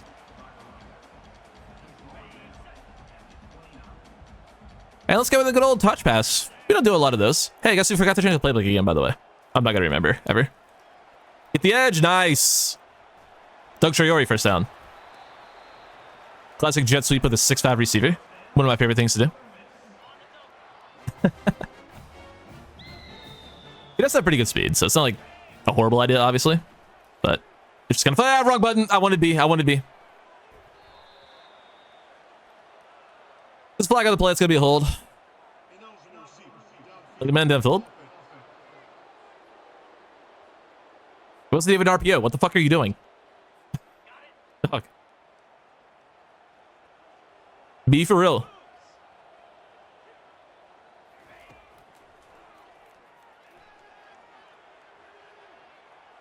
Can we hit that throw? We sort of can. I mean, I hit Boudreaux in the fucking hands, and he's like, nah, I don't want to hold on to it. that'd be insane. Why would you want to hold on to the ball? Why would you want to catch what would, you know, be really good yardage for the team? We just gotta get rid of it. They just came screaming in after play action because your offensive line just isn't allowed to block on play action, it feels like. So 3rd and 15. We need a lot of yardage here. Hit as we throw. That was to B, believe it or not to Boudreaux. I threw that to the outside. It's picked off. Arm punts. Gotta make a stop on 3rd down. Can be 3rd and 9 from the 45. I kind of liked how playing the 6 worked last time, so let's do it again. Maybe we'll get another user pick. That was wide open up the seam, but we do get to the quarterback, George Branson. Big play. All right, 3rd and 2. Back on offense. We finally get another offensive moment. Got to get this first down. All there is to it. Just get the first. Nice cut back inside. Wayne Merritt, 3 for 22. Give him the ball more. Who's gonna, you know, average 7 yards per carry? That'd be a good idea. Might be a good idea to keep him involved. I don't know. Just a thought. Just a thought.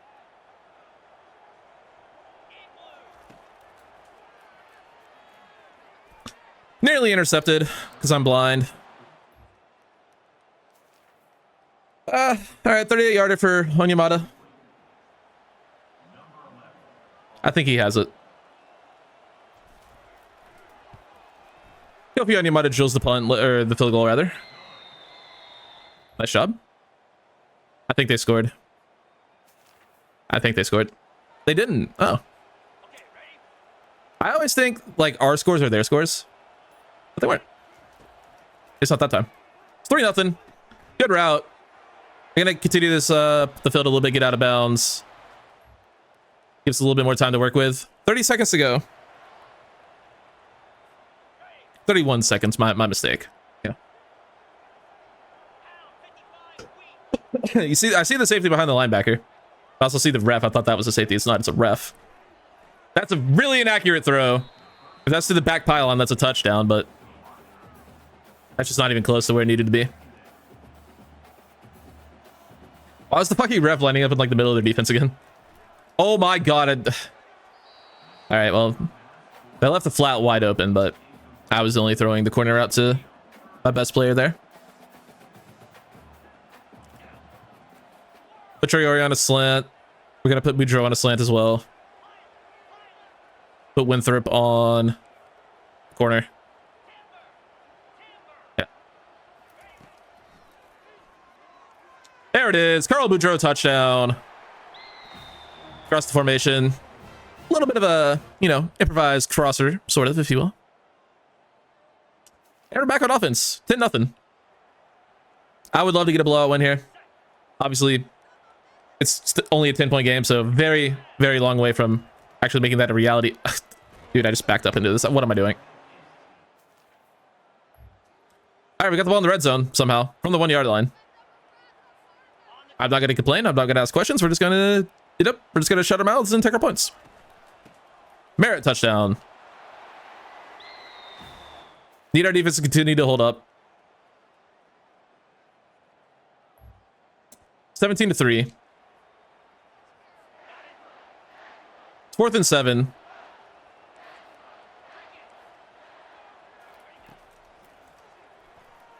Break that up. Nice. Let's go. Okay. 3rd and 7. I want points here because I want to go up 24-3. I want to go up by 21 points. We want to blow out. I'm even going to leave our back in the block because I think we might have Traore here. They don't really have safety help. We're going to go for it. Traore! point touchdown. That's a huge score. 24-3. Just no points. No points here. They're going for it on 4th and 7. No points.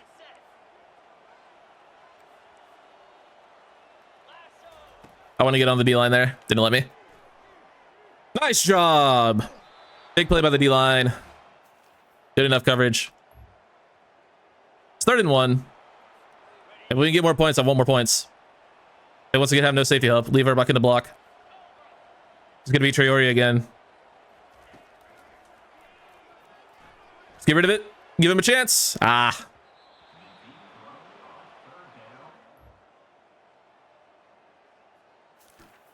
As long as I don't get points here, I think we'll be okay for the bowl out. And they don't even get a chance. All right, 24-3 is your final.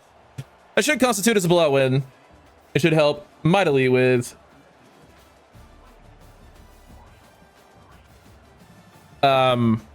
recruiting.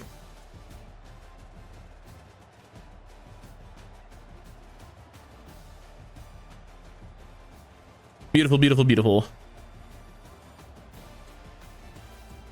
How did the numbers look, though? The numbers are important. Lolito, 12 of 28 for 161 yards, 2 touchdowns, 1 interception, gross completion percentage. Not a great game, but it got the job done. Merritt, 11 for 46 and a touchdown. Urbach, 7 for 37. Not bad. Boudreaux, 4 for 40 and a touchdown. 2 for 61 and a touchdown for Traore. Gave up 3 sacks. Most of those were my fault, admittedly. 2 TFLs for a couple dudes. 2 sacks for Raheem Friend. 1 for Sidney Lacey and George Branson. And an interception for Ezekiel Bobo. Okay. This will be the biggest press of this next week button of all time. 4 or 5 stars were on campus for that game. We absolutely destroyed our opposition. On the scoreboard anyway. Maybe not in, actual football terms, but oh man. Show me at least the quarterback. Owen! Nope. Owen Urbach is our current quarterback, former quarterback. But Ben Beavers is the future. From Springfield, Ohio, a 5-star QB has joined the class. That is huge. I need to take a screenshot of that, so give me one moment to do so. Boom. Screenshotted. He will be in the thumbnail, very obviously. Show me another one. Terrence Balaj, defensive end from Baton Rouge, Louisiana. Huge. And we don't know about the other one yet. Millette is into his top 3. It's a really big visit for him, too, it looks like. We're back up to a championship contender. All right. And we're up to number 13 in the nation, apparently. That's also really cool. And then Troop is into his top 3. Let's go, dude. Let's go. All right, we need to really start working on some of these other players, but we get so many hours back from that. It's unbelievable. That's it. This is it, guys. We are finally well on our way to building an absolute juggernaut. Look at these 2 players. Ben Beavers. Already an S tier name. A 93 throw power, 88 short accuracy, 85 speed, 90 acceleration, platinum extender. He's an S tier player on top of an S tier name. And then for Ben Beavers, he has pocket disruptor, which is fine. It's only bronze, but he has 87 finesse moves, 82 speed, 88 acceleration. He's a beast. He's an absolute beast. And they're both now Southern Mississippi Golden Eagles. I'm going to rearrange the rest of these points. Probably try to get another visit. I believe we have a home game next week because we had the bye, and then it's another home game, I believe. No, it's at South Bama. Okay, we have a week 9 visit. We'll probably get some week 9 visits going, but God, I'm so happy. Also, Millette will probably just commit after this week, so we probably will get all 3. It's gonna be really close on Troop. It's gonna be really, really close on Troop. Shit. We're just gonna need him to commit after week 7, I guess, because yeah, he's going to Illinois week 8. That's gonna be close. That's gonna be really close. We can put 5 more points on him just to max him out. All right, it's gonna be interesting. I need an Illinois loss real bad to get the linebacker. That is, I think, going to be our best chance at actually getting him to commit.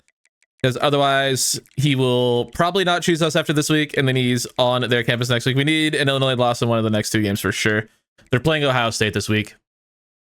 God bless. God bless the schedule makers. Let's go. And then they have Maryland next week, so they probably win next week. So if they get absolutely slaughtered by Ohio State, you might choose us this week. So hopefully that happens. We're on a bye. Nothing else we can do about it, but hope. We should get the safety, though, right? We should get the safety, right? Right? We do. Request Millets from Pellethatchee, Mississippi. And Frederick Troop from Oak Park, Illinois. Let's go. That's 4 5-stars. That is 4 5-stars. Unfortunately, we did lose out on Emmett Vilma, a disgustingly good looking power back to Ohio State. That's unfortunate. That is very unfortunate. We also got locked out by a 4-star tackle. But the big news here is we add 2 more 5-stars to the class. Let's go. All right, back here with the game against South Alabama. It's a couple hours later. This is the first time in any of these episodes I've had to take a break recording. I had to go do some main channel stuff. So, you know, go check out my main channel. Link in the description if you're unaware. But we are back on schedule here, back on track for what I actually care about doing, and that is playing this Southern Miss Dynasty. I'm not even joking. Okay, so this is going to be a tough road game. Every game feels like a trap game at this point. South Alabama is so highly rated. What the fuck? Let's give us some cool jerseys. Ooh, that alternate is sick. I like that. The white navy helmet goes so hard. But yeah, we'll go ahead and give them that guy. And we'll see what we can do. I didn't play the moments, but that's okay. It's just one easy button click away. I forgot to check recruiting before this. So I don't know how big of a game this is for recruiting sake, but I do know that I did remember to change the playbook before we started this game. So we finally will not have the Texas playbook, which is a really good playbook, but it's a really good playbook when you have a quarterback that can actually make a lot of deep throws. We don't have that. So I switched to something a little bit more, you know, dink and dunk a little bit more. I wouldn't say totally run oriented, but just a little bit more quarterback friendly. And we are now in Michigan playbook, which I like because it should still heavily feature our receivers and, you know, it should, you know, get a little bit more action from our running back, which I'm cool with. Speaking of, he's wide open out of the backfield. That's a great route by Dwayne Merritt. Big first down. I should also mention, if I'm distracted for the next half of this season, I am currently watching the Black Friday Chiefs Raiders game in my other monitor. So yeah, if I end up talking about that, you now have the timeline for when this was recorded. This should come out sometime the week after, I would imagine. I have the other 3 episodes I recorded in the last few days already uploaded, so it should come out sometime, I would say early December. But we're gonna go back to Dwayne Merritt here. He's just gonna take this to the outside, cut it back up. We get 4. I already like running out of this playbook more. Just feels like it, I don't know, just feels like it does more. It feels like it's just better set up for that. Oh my god, that's just a great blitz. That is a great play call.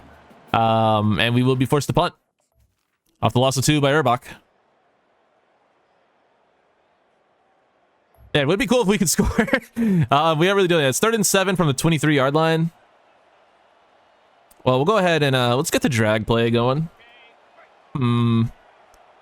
I think I kind of want to just slant at least one of these guys. We'll just throw Boudreaux on a slant and maybe Traore will win. I'm looking at Traore, then the slant. It's going to be the slant. Boudreaux underneath. Holds on. First down. That's Carl Boudreaux, man. Let's see how play action plays in this playbook. Is it truly just a game issue or was it maybe a Texas playbook issue? It's a game issue, but we'll see. That is overthrown. David Dahl had a step in the end zone. That's a throw you just simply can't afford to miss. Yeah, that should have been an easy touchdown. Taking points off the board with a play like that. Got rid of that a little bit late, and he takes a huge hit in the end zone. Winthrop can't hold on. We have a fullback screen in this playbook. Dude, I'm sold. I'm never using anything other than Michigan playbook. We're going to take off with Lolito, and he will get in. Let's go. Ben Lolito, rushing touchdown for QB1. 7 for 7. See, I can do that too. It's 7-0. And this is just a defensive masterclass from the Southern Miss Golden Eagles in Sim, anyway. As they have allowed 0 points through 2.5 quarters, really. We'll round up to 2.5 for them. Not quite halfway through the third yet, but we're getting there. Urbach. It's kind of crazy having a 6'4" running back. It's just hilarious to me. He should be playing tight end. He should be like doing Taysom Hill type shit. And we're going to take off with Lolito again. He'll step up into the end zone. Ben Lolito, his second rushing touchdown of the day. I like when they actually let me do that. South Bama will score, making it 21-7. That's all right, though. Also, I haven't mentioned it yet. We're up to number 11 in the nation. Been steadily climbing the rankings as the season's gone on. Nice throw. Lolito with the touch. Traore. Good job staying in bounds. Completing the catch. And let's see if we can't finish off the drive. Punch it into the end zone. Back pylon. Touchdown. That's is that Senior or is that Dahl? I think that's David Dahl with the touchdown. It is going to be David Dahl. His second of the year. And we're up 28-7. And it's going to be a 4th down attempt from the Jags. Let's get this stop and get off the field. I will say these jerseys do, in fact, look sick.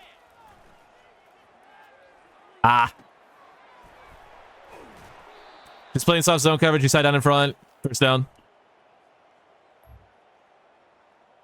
And it's another 4th down attempt. We'll man up. A little bit man coverage. Why not? See what Stephen Diggs can do against a slot receiver. I mean, he's a 5'11" linebacker. Maybe he can hang with him. He couldn't hang with him, but thankfully, he wasn't the one throwing out there. He wasn't the one who got beat. Touchdown, regardless, for the South Alabama team. We do have the ball back in the red zone. 1st and 10 from the 19-yard line. I'm going to put Senior on a corner route. And one of him or Traore will be open. I almost guarantee it. Or we could just step up again with Lolito. No, we can't. They're going to call that a sack. Okay. That's fine. We're fine. Whoa, that is crazily overthrown. Please don't ever do that again. We streak Senior, obviously. Moves the Senior up the seam. First down. There we go. We can kind of kill clock here, or we could just, punch it into the end zone. Gonna be a handoff to Urbach. Doesn't really have the power. He's gonna stay on the field. Take his snaps away from Dwayne Merritt. How dare he? But he'll get the touchdown. Owen Urbach. He's really playing well as a running back, except for that fumble a couple games ago. He's been very respectable in his new role. 4th and 5. We're going to sell out for it. We're going to pass commit on the blitz. And they run a draw. Why? You're down 21 with 15 seconds left on 4th down. Why are you running a draw? I mean, if it's a give-up play, then just, kneel the ball. But we end up taking the win. 35-14 is your final 21-point dub for the good guys. And that is a fantastic game from Ben Lolito. 289 yards, 67 completion percentage, 4 touchdowns, including 2 on the ground. Is it a 6-touchdown game? No, they actually don't. Can't like that. It'd be funny if they did, though. But what a day, what a day, what a day. No interceptions for the defense. We haven't got an interception in like 4 weeks, feels like. But Lolito, great game, 18-27. We saw the rest of the stats. Rushing, Owen Urbach, 10 for 68 and a touchdown. Dwayne Merritt, 9 for 25. 5 for 24 and 2 touchdowns for Ben Lolito. Receiving, we had Boudreaux, 5 for 91 and a TD. Traore had 50 yards on a couple catches. And then David Dahl had 1 for 14 and a touchdown. Only 1 sack given up, and it wasn't one of our tackles. Nice. I like it when it's not one of our tackles. Couple TFLs, 1 sack for Raheem Friend, and no interceptions like we already talked about. Great effort from the team. Keep it rolling. think we'll get any commits this week. We could. We obviously could. I don't think we have anyone close, though. We do not. In fact, we get locked out on 5-star D tackle, who I put a ton of points on this week, Peters. I took points off of him to secure a different guy, and it ended up coming back to bite us, as we will not be getting Joe Peters. Big time defensive tackle is heading to Georgia. And yeah, we also lose out on 4-star linebacker Jamal Paris once again to Tulane. How is Tulane not the best team in the country besides us? Because they just steal all of our recruits that we want. Like, oh, Southern Miss is going after them? They have to be good. Come here instead. And a lot of players are like, oh, okay, sure. But we do have a couple of visitors this week, including, as you just saw, potentially, yes, we don't have the number 1 player in the country because we couldn't get him in on a visit this week. Glenn Anger is the number 1 player, but we do have the number 11 player in the nation, the number 2 corner, Earl John, in on a visit, and he is into his top 3. We're competing against Houston and Duke. Brother, just come to the only good team on that list. No one was going after him. Auburn and Georgia were the only like super high tier schools that were going after him. So I don't know, we can still get him. I don't think we'll end up getting Anger because he's about to start hitting his visits. And yeah, I just think we'll be able to get him. But we do also have Matthew Cummins in on a visit this week. We can throw a few more points on him to try to, just continue to sway him. And we will. Actually, we don't really have anything great that lines up, so we'll just... I guess we could soft sell. Yeah, we'll soft sell. Just to max him up. Alright. Big time matchup against UL Monroe. The Rock is ready for a Sun Belt showdown against the Warhawks. Team we've historically had the number of, but no game is a free game. We got to get this win. Multiple recruits on campus for this one. It's 1st and 10 from the 20-yard line. Our own 20-yard line. So, quite a ways to go. Why not come out with a good old play action and just see what we can do with it? That is an unreal play. We got to get more touch on the ball. Where is my running back? Is he injured? No, all right. We just don't have... We had our 3rd string running back on the play there for some reason. That's fine.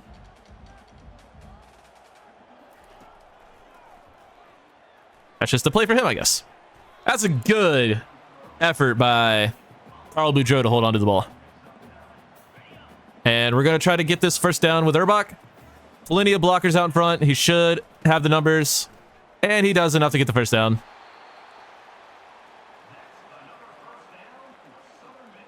Let's go.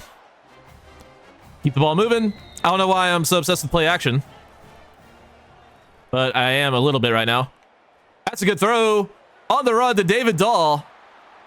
And that is a huge gain. Ben Lolito has thrown an interception already in sim. And it was 100% not me. We're going to keep it with Lolito. He had better speed. He was gone, but he does not have better speed. He has, in fact, like very little. Despite being a scramble archetype. We're going to streak Boudreaux. And just see what happens. That's wide open, but we're hit as we throw. Son of a damn it. You hate to see that. We get that throw off. We might be in the end zone right now.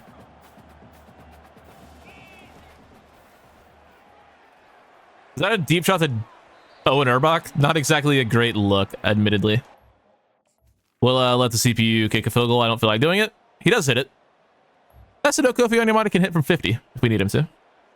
Will I be able to do that with him? Almost certainly no, but it's nice to know he has it in him. I'm going to put Senior on a corner here. And throw on the brick of the route. And that is just an ungodly play. All right. Guy has a 75-inch vertical.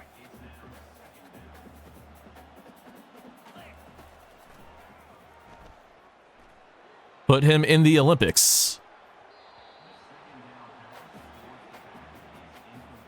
Not a great drive from yours truly, admittedly. Not exactly, you know, moving the ball well here in the red zone. Urbach took his sweet fucking time getting out on that screen. 4th and inches. Yeah, no, we're definitely just going to try to pick this up with a QB sneak. Get Lolito out there. Have him lower his shoulder. Picks up the first down. Nicely done. And we will go to a run here. I don't like the look of play action. On the goal line, Urbach.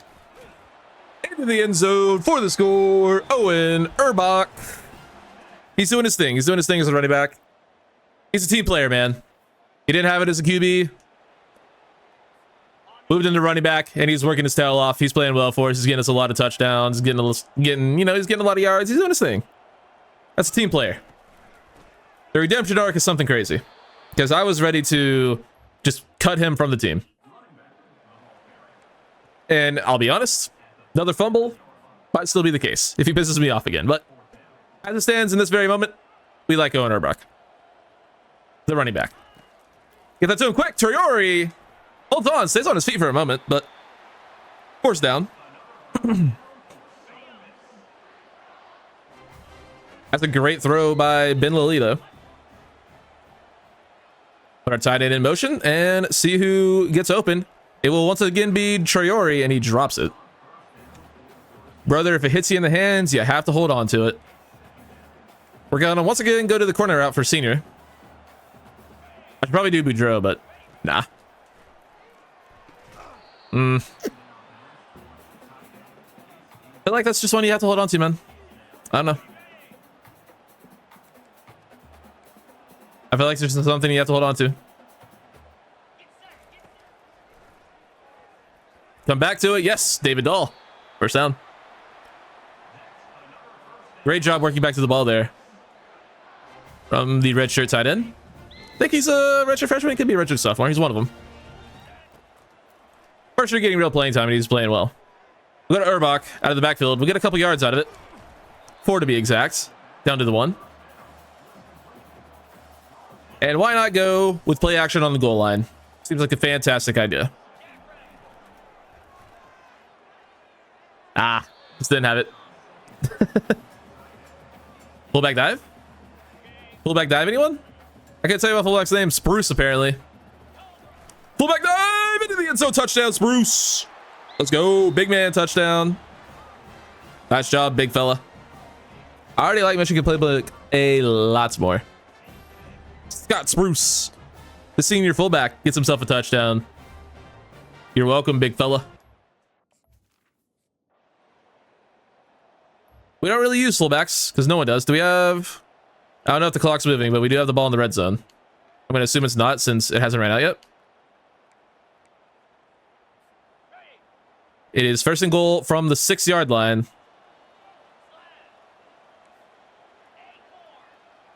Okay, let's just see what happens. Tight window throw is going to be picked off in the end zone. I mean, it's the end of the half. It doesn't really do any harm. Just taking a shot in the end zone. Didn't really have anything. 24-0 is the score all of a sudden. Our defense is disgustingly good, man. Our defense is too good for the Sun Belt. Our offense, I mean, when our defense is dominating and giving them great field position, it helps. But our offense still needs some work. Our defense, though, could play in the fucking NFL probably. Okay, maybe not, but our defense is insane. I say that as I give up points, but you know what? Everyone's bound to give up, some points every now and then. It'll happen, but oh my god, that fucking release from Boudreaux was insane. Like he literally just like head faked the guy and left the DB flat-footed. Unfortunately, just a bad throw. Fuck. I was gonna say it's too wide open. Too good to be true. A walk-in touchdown for Boudreaux, and it is too good to be true because my offensive line decided to just completely fuck us. And Quentin Coffey got hurt. I didn't see if he was the one who committed the hold, but that'd be crazy. We'll go to the backup, which really should have been Tavares Toomer. He's the starting guard. That's a great route. Moses Sr. down to the 1-yard line. 2 interceptions would have been the lead of today. No touchdowns, but we're still up 24-0. Interesting. All right, this play historically is either a walk-in touchdown or a loss of 20. So we're gonna find out. All right, it's a loss of 20. Okay, maybe not 20, but yeah, it's either a guaranteed TD or a guaranteed, you know, big loss, and there was a big loss there, obviously. Traore on the run, down to the 1 yard line.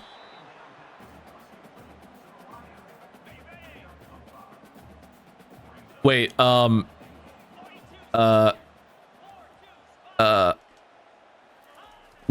excuse me. Literally no one was covering Traore or Boudreaux, and we can't score on it. That's insane.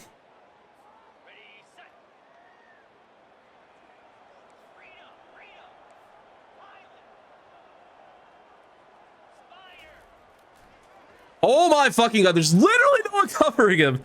That is so embarrassing. How does that happen? How do we not score on that? There was literally no one covering it, and they scored, by the way, so we don't get a blowout win now.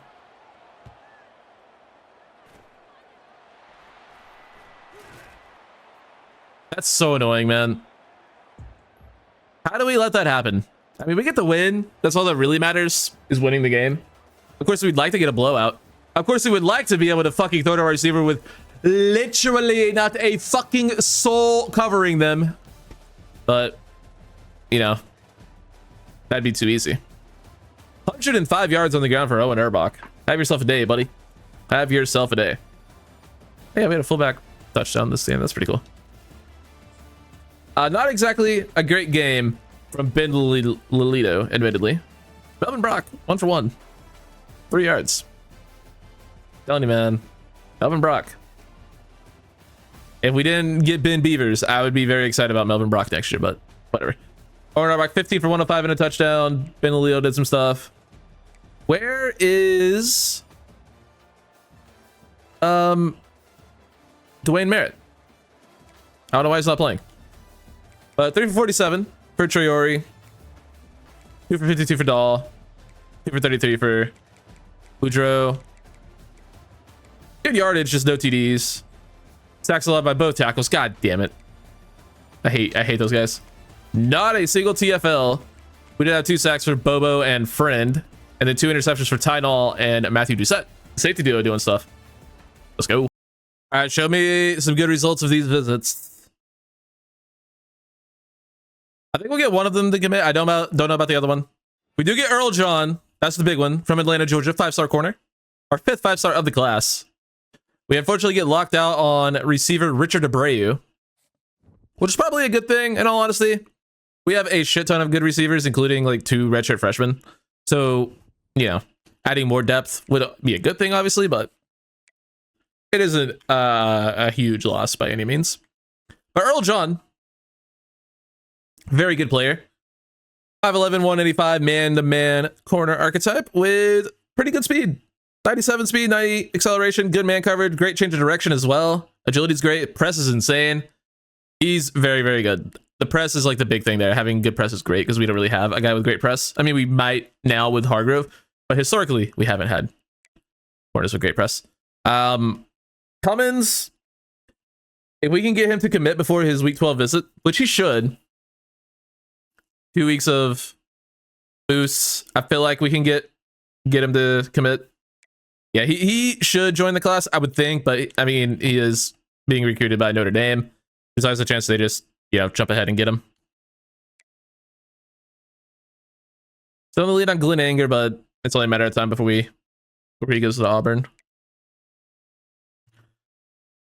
All right, up to number 7 in the country, taking on the always apparently good Louisiana Raging Cajuns. 7-1 as well, 4-0 in conference. This is for superiority in the Sun Belt. They are only an 82 overall, but certainly a good enough team to have a good record in this conference. Do they have any cool jerseys? They have a throwback. Have any alternates or anything? Not really. All right, they'll just rock their home unis. That's unfortunate. Why do some schools not have good uniforms, man? Y'all gotta do something cool. Get better, I don't know, get a better swag department. Is that a way to word that? I don't know. That's all I went with, and I don't know, that doesn't feel correct, but that's fine. But we, on paper, are the better team. As I always say, though, game not played on paper. No way to kick a field goal on 4th and 12 from the 34-yard line. 51-yarder, and they want me to do it. Oh boy, I am terrified. So this is going to be a miss, just fair warning. It's going to be embarrassing how bad I miss, even. I have a chance, actually. Cut it short. I mean, I put about as much power on that as I could, and Kofi Onumata just did not quite have the leg. Proud of the effort, though. Very proud of the effort. If you saw my kicks in the first couple of seasons, you would know how bad they have gone in the past. So, got a pass commit here, and just try not to give anything up on 3rd and 16. Quarterback flush out of the pocket and brought down by the D-line. Malachi Shaver and George Branson, each getting half a sack there. Great job, great job. And we get 7 points right back. Let's go. We'll take the lead. Now, last minute of the quarter. We'll hit the play the sticks, see what that does for us. Diggs in coverage. Man up the seam. Nowhere to go. The quarterback sacked by his own offensive lineman. What the fuck just happened? Malachi Shaver going to get credit for it, but number 75 should be cut from the team immediately. What the hell was that? Oh my god. Shaver just absolutely destroys it. He just shoved him. He just shoved the lineman into his quarterback, and then he, just threw the quarterback down too. Okay, it looked a lot crazier on the replay, just the angle they showed, but or the immediate aftermath, not the replay. But that was hilarious. Malachi Shaver is playing like a monster. I mean, hey, good for him. He's the run stopper archetype who is now just dominating as a pass rusher, and I'm cool with it. Like he was recruited as an off-ball linebacker, and he's going crazy. So shout out to him for that. 2nd and 4. Handoff up the middle. Good stop by Stefan Diggs. It'll be 3rd and 4, and they will stay in the hurry up. We're gonna play the pass here, and the sticks. They're switching up a little bit. This could be a run. They very well could run. I don't think they will though. They didn't. Underneath, there's a flag and a throwaway. Should be a hold. It's on 75 again. That guy is having a tough day at the office. We will give them, 4th down, and hopefully they just kick the field goal, and it looks like they will. Far right hash on the 15. Not a super easy kick, but not an incredibly difficult one. Not one of the harder ones we've seen from this hash, and they drill it. 7-3 is the score. And it looks like we will actually get an opportunity to do an offense. It's 1st and 10 from the 19-yard line. Erbach on the break. I did not mean to possession catch that, but we'll take it. It's fine. Sometimes it's just good to be safe with the ball. That's all we wear. Okay. Before I go any further, where the fuck is my starting running back?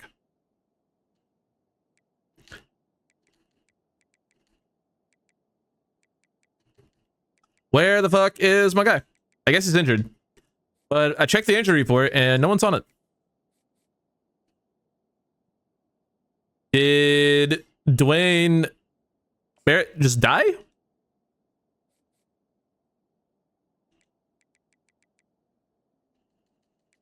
I guess Dwayne Merritt's dead. There's only show injury report in game. I didn't check out of game. I just assumed it would show my injured players wherever or whatever menu they're in. But I guess not. If I remember, I'll check after the game. But knowing me, I probably won't remember. But Owen Rock continues to play well. Aside from that one fumble against Old Dominion, he's been rock solid as a running back. And we're just going to keep feeding him. Or Kona Amato. Him too. Amato is such an interesting story. He was a 4-star running back that we recruited in season 4. And he went somewhere else. And then we picked him up in the transfer portal. In a roundabout way, he ended up on the team either way. Don't love that. We'll go by 7. That's the right decision here. Go by a touchdown. Oh my god. I put so much on that, dude. Oh man, I hate kicking in this game. I really do. Back on offense. With a 2-minute warning. We're from our own 15.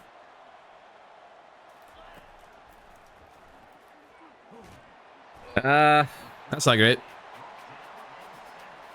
Yeah, how about we don't actually give up? How about we actually try to pick up this, you know, like at least attempt to get a first down.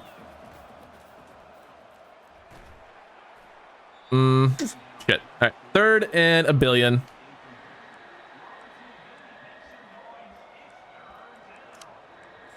Just give me some sort of go. Yeah, we'll go verticals. Give me some go routes. And someone will win.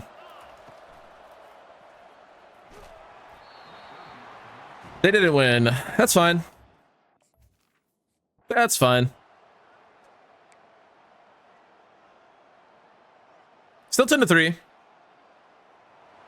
We need to get off the field though, because we do need to score again. Our defense continues to be absolute monsters. Heading off on 3rd and 9. Interesting play call. Tackle him. Oh my god. How do we allow 3 broken tackles there? That is disgusting work, man. That is gross. I hate that for us. They could run here. I can see this being a run. It's not. And Ninehouse is torched in man coverage. That guy, I'm gonna say the thing. For 90 overall corner, he fucking sucks. All right, it's 3rd and 16. Gonna play over the top. Just don't get beat. Flushed out. George Branson with the sack. Let's go. Excellent coverage. Leaves our defensive line just dominating and winning their one-on-ones. George Branson is a beast on the interior. Edge rusher initially moved inside, 6'6", 290. And he's dominating from the interior. And it's a tie game. It is a tie game. 3rd and 6. We're streaking. Boudreaux. Maybe he wins. He won enough. Such a brain dead read. He won enough, but I gotta know he can't make throws like that.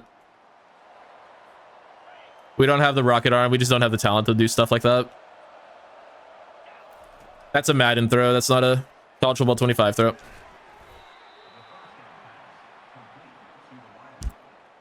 He wants to run on 2nd and 2. I mean, I'm cool with it, but good enough blocks. 3rd and inches. Oh, and buddy, you gotta get it. You gotta get that for us. I don't know why they want us to kill clock. We're nowhere near field goal range. Like, we're literally not even remotely close. This will take us to a 2-minute timeout. And I swear to God, if it wants me to run the ball, I'm going to lose it. Okay, it doesn't. Instead, it wants me to, you know, throw it like the game is on the line and we need a Hail Mary. I mean, we don't need one, but we'll take one. Carl Boudreaux, end zone shot. Boudreaux hanging out with the student section. We see him right there. I wish we could go interact with that. That'd be really cool. We need to stop. We do need to stop. We're going to pass commit. I feel like they're kind of forced to throw. Under 2 minutes, down by 7.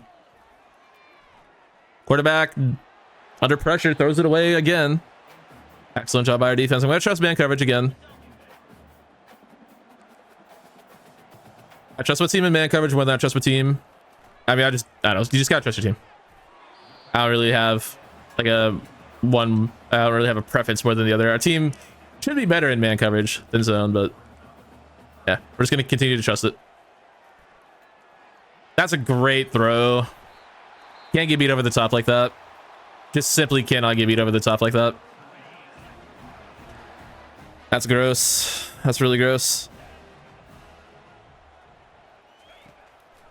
Quick throw completes. They have such a giant logo. Like, that's actually annoying to play on. Especially when their fucking jerseys blend into it.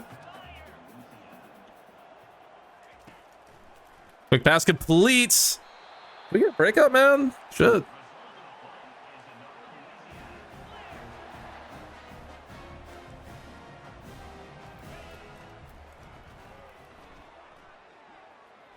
That's on me.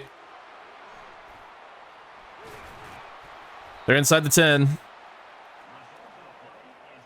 We're gonna call a timeout. Interesting decision. This has been not a great drive from our defense. I mean, I'm playing it, so that's why you can expect our defense dominates in sim, but the second I play it, it's like they drop by 10 overall and the offense plays up 10 overall. It's because I'm bad.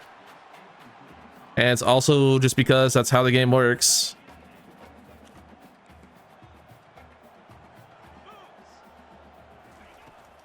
We're gonna run a draw and get too many yards as he runs through an arm tackle by one of my DTs.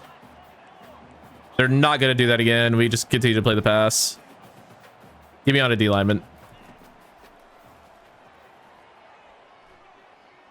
How does he that open? How is someone left alone in the end zone, bro? You know, let's not try to win the game. Why the fuck would we try to win the game?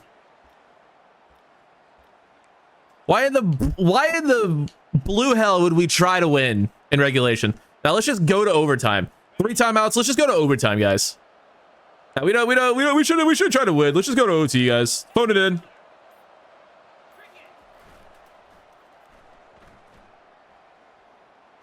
Oh my god. I mean, that's why. It's because you can throw an interception.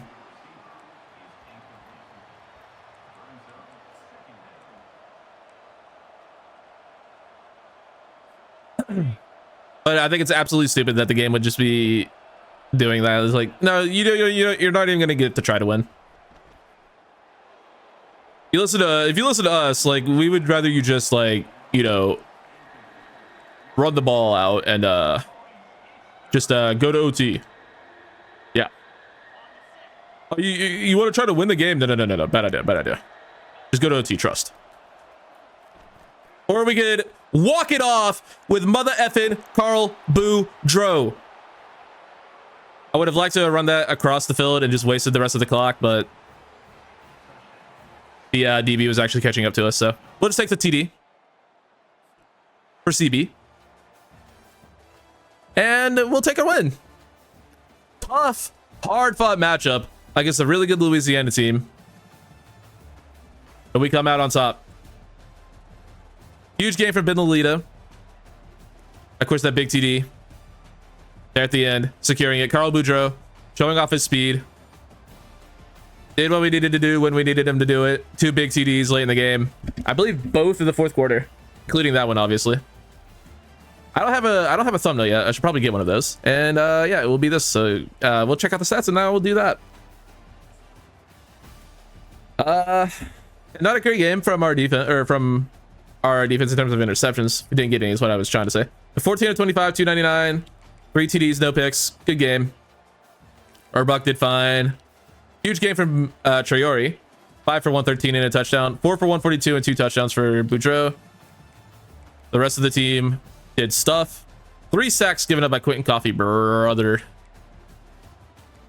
Oh my god. 5 TFLs for George Branson, 3 for Sidney Lacey, 2 for Shaver, 2 for Diggs, 1 for Bobo and Hargrove, 2.5 sacks for George Branson, and 1.5 for Malachi Shaver. Domination from our D lineman. And then, of course, no interceptions, like I mentioned. I need a thumbnail. All right, show me good news recruiting. I'm worried about a couple of prospects choosing other schools this week. But we don't have to worry about Paul Cooks, a running back from London, Ohio. 4-star has chosen us. He has really good speed. And we also get Duke Crispin, a 4-star tight end from Indianapolis, has joined the team. And we did lose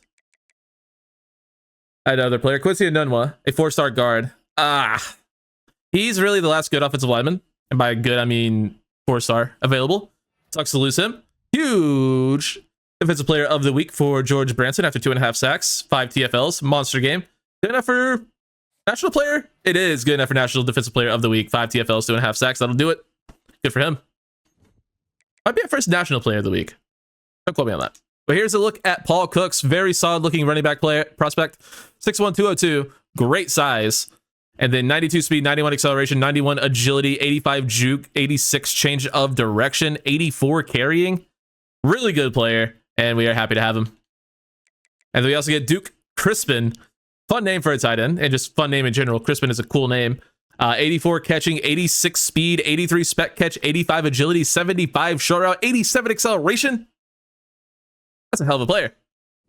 All right, so it does show you a different injury report depending on what menu you look in, and Dwayne Merritt is out with a broken thumb. He'll be out for the next 2 weeks, so not a super long-term injury for him, but does suck that he is not playing.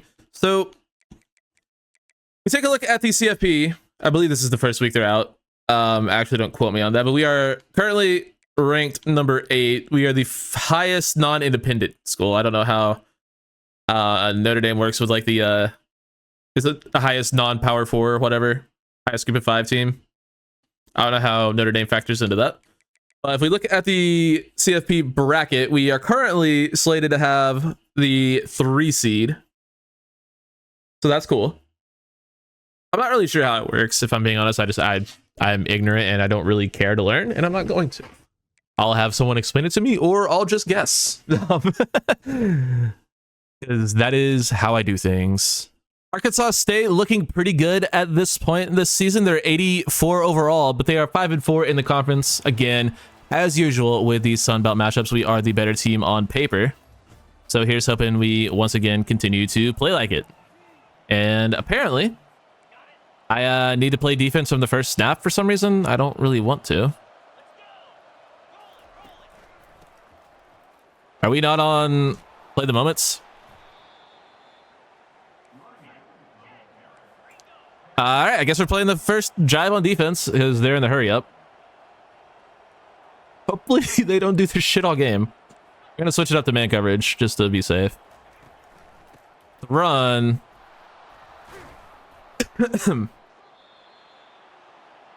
I hate this shit. I did not ask to play defense. I don't want to play defense. I don't want to be here. Why am I playing an entire drive? Deep shot. Pick it off. No. In fact, he just runs past it and doesn't do anything. I guess that's an option. I guess that's something you can do if that's what you want. I wouldn't really recommend doing that, but sure, I guess.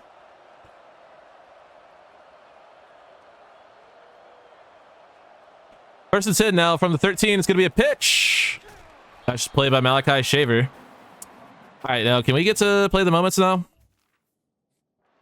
I guess my defense will need my help now. That makes sense, but it's 2nd and 16 after that big TFL.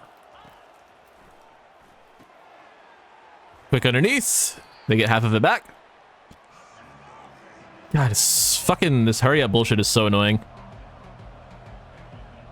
This is the first time in 6 seasons of playing the moments it's made me play an entire drive like that, at least early in the game. Get me off the field. I do not want to play this. Arkansas State gets 3. And we're on offense now, finally. It's 3rd and 9. Why is it 3rd and 9? Why can't it be 3rd and, like, manageable?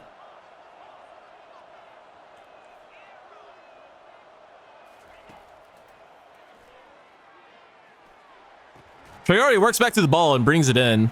Kind of forgot he was on a go route. I kind of thought I put him on an in. Or dig. But I definitely didn't do that. Clearly. But it worked out. We got the first. And we're gonna just roll with it. That's curl. Traore, first down.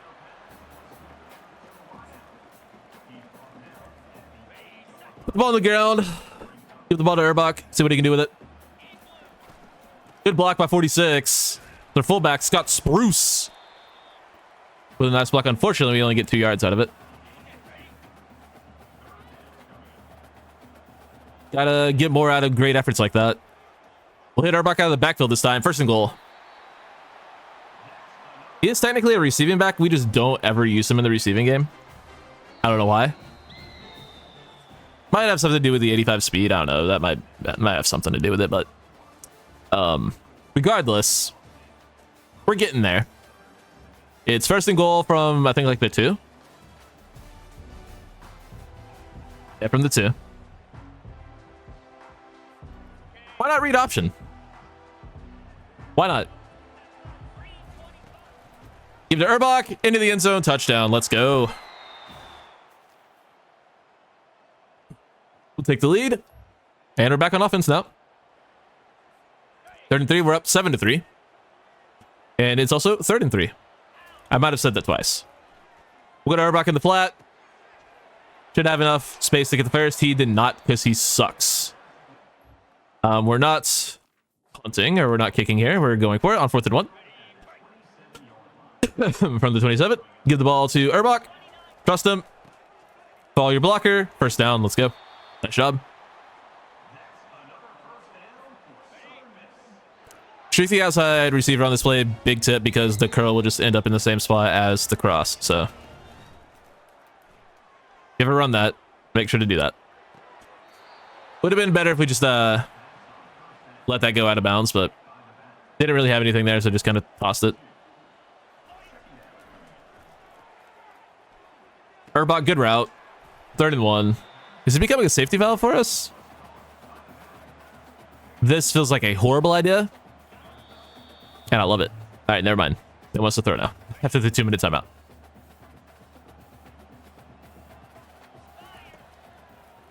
Oh, they just completely left Troyori. Looking like my defenders when I'm in game. Oh my god. Please do that more.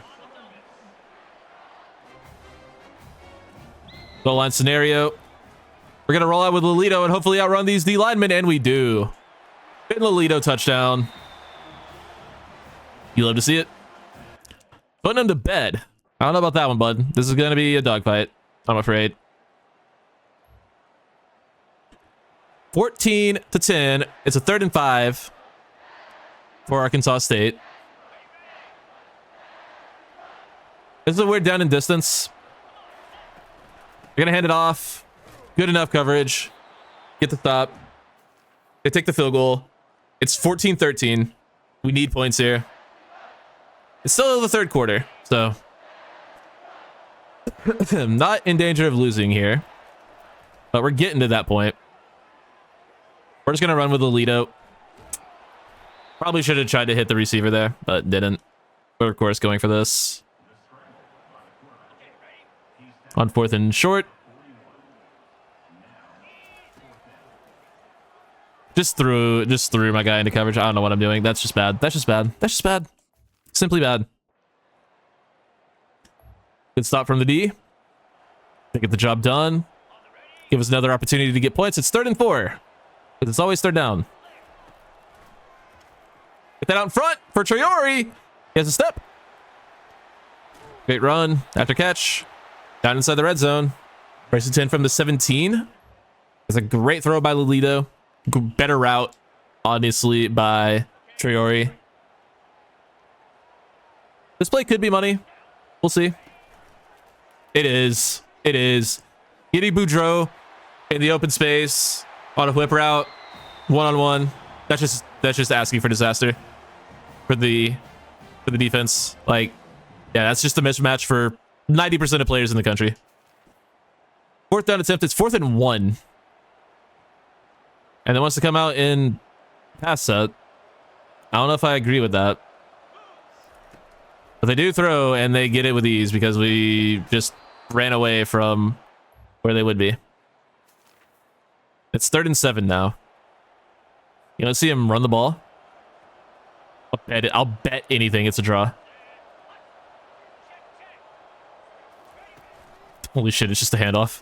Not even a draw. 4th and inches, they're going to go for it, obviously, as they should.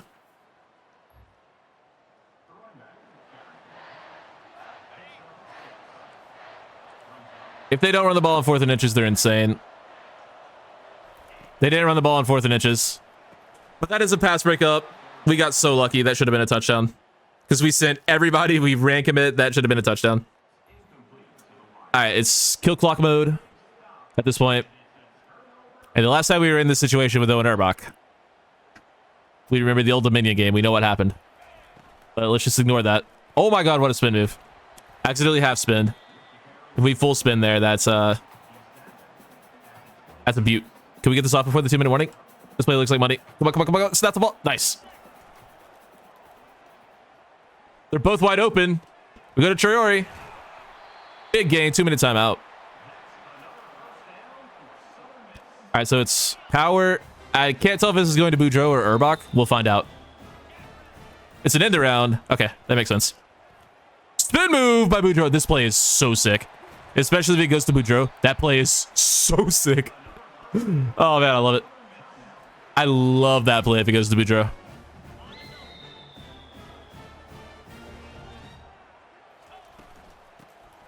Erbach, good run. It's gonna be weird every time we run the ball with him like that, because it's just like, why is it, that's my quarterback. Go down, what are we doing? Go down. But like, he's a running back now. 3rd and 3. First down ends it. This might be a come out to run and see what they're lined up in and try to hit Boudreaux moment. I think that's exactly what we're gonna do.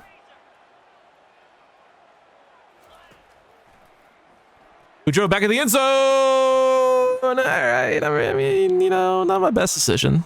Not my best decision. I like the idea. All right, he's over 2,000 passing yards this year. I mean, I guess that's cool. They want us to go for it. How long is the field goal? 43 yards. Puts us up 2 possessions. I think that's the better play. As much as I love going for it usually, going up by 2 possessions this late in the game is probably smarter, especially when they have no timeouts. We drill the kick, make it an 11-point game. I think that's the right call. And they're going to go for it on 4th. Very late in the 4th. It's 17 seconds left, 4th and 8. And the clock is running anyway, so GG. Great effort from Arkansas State. Respect, but we get the win after a big 10-point 4th quarter to pull ahead. Great game from Ben Lolito, leading the team. Owen Erbach did his thing. I'm continually starting to be impressed. I can't believe I'm saying it, but I'm starting to be very impressed by Owen Erbach as a running back. He made that one mistake, but other than that, he's been very solid to very good. 15 to 21, 199 yards, 1 touchdown, no interception for Lolito. Playing point guard, getting the job done again. 20 carries for 101 yards, 1 touchdown for Erbach, 6 for 16 and a touchdown for Lolito. Receiving 6 for 117 for Doug Traore. 2 for 29, or 4 for 29 for Erbach, 2 for 25, excuse me, for senior. 1 for 17 and a touchdown for Boudreaux. Weird game from him, but we'll take it. Sacks given up by both tackles and my starting guard. My 3 best offensive linemen. They're all so bad. But they're too good to replace, you know? TFLs for Lacey and Shaver. Sacks for Branson and Shaver. No picks. Wow, we lose 3 players this week. No way, dude. Also, remember, like a while ago, I was talking about why isn't Tulane as highly rated as we are? Well, they're very close. They're top 8 in terms of, championship contenders. So they're a very good team. Makes sense. But yeah, we lose out on 5-star D tackle Matthew Cummins, who we're very close to getting, but he ends up choosing Notre Dame. Glenn Anger, we were very close to getting, chooses Auburn. And then JJ Milliner, who we didn't really need, but he's another really disgusting looking tight end. He ends up going to Oregon, but we got an even better tight end in the class, so it doesn't really matter, but it would have been cool to get the better player, you know? But that's kind of gonna be it for recruiting. I don't want to say that, but like we're pretty much set on the players we're gonna end up getting. We could still get Terrell Capers. What week is it? I think it's week 12. It might actually be week 13. It is week 13. No, it's week 12. Okay. So if he commits after this week, that'll be really nice. Especially since he won't go to fucking Tulane. But a lot of these guys down here, we're still just trying to stay ahead on. We just don't know enough about them to like really push for them yet, because we don't have any top 5s yet, I don't believe. No, so yeah, just kind of what's going on down here. Troy is another team that has played us pretty well in previous years. But here's to hoping that, you know, trend does not continue. I know I say similar stuff every time the game starts, but it's because it all makes sense. But yeah, it's 3rd and 6. See what we can do here. We'll hit that. Traore, he has been such a fucking huge target for Lolito on these 3rd downs. Got to give him props for that. He's done a great job getting up and on 3rd down, especially these last couple of games. And now from the red zone, we're going to go to Urbach and see what he can do with it. Get to the outside. Great block by 89. Unfortunately, a little bit too good, and they're going to call a hold on 84. It's going to be our backup tight end, David Dahl, on the other side of the field, committing the penalty and backing us up from what should have been a touchdown. You hate to see it. I'm going to put Traore on a slant because he's getting hard pressed, and I feel like that could get wide open depending on what happens. It did not. Nothing really did. All right. I'm sure we had something, but I didn't really like much of it. 2nd and 15 now.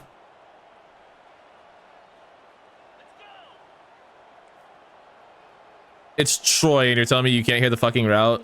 Dog. I can't get rid of the ball. Nothing got open. Well, this isn't going well. All right, Doug, we need you big here on 3rd and 27, buddy. He actually does kind of get open. Can we get that over the head of the defender? We could, but it was over the head of everybody else on the field is the problem. 44-yarder, I guess we'll try it. I don't trust myself to hit this, but we will see if we can. Probably a little bit too far to the right, but it wasn't. It was right down the middle, and it's good. Hell yeah.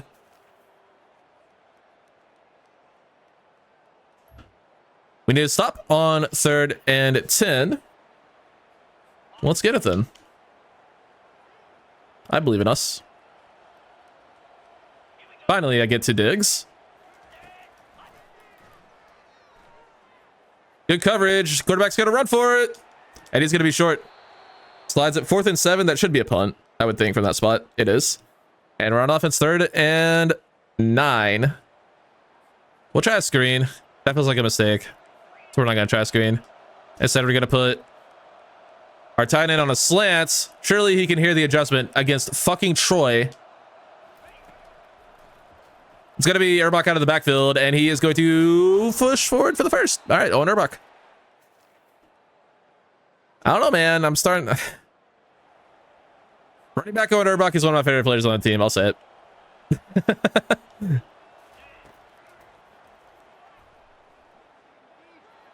Boudreaux can't hold on through contact. That is the one weakness of his game. Not great through contact. I'm going to turn this into a just normal streak and hope Boudreaux can take away the corner and the safety over the top and just go to Traore. We don't have time.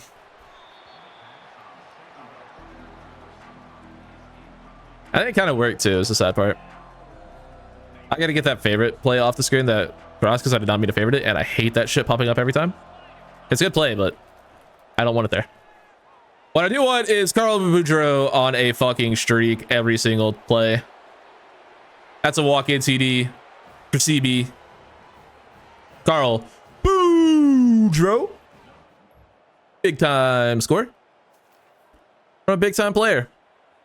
And on 3rd and 8, they want us to run the ball or kneel the ball. How about no? How about we take a shot to the end zone? Because fuck you, that's why. Because it worked. Nasir Divins hasn't played much this year, but he has a big touchdown at the end of the half against Troy. The Trojans are falling here today. It's a Trojan horse joke, but it's the fall of... You get it. Yeah.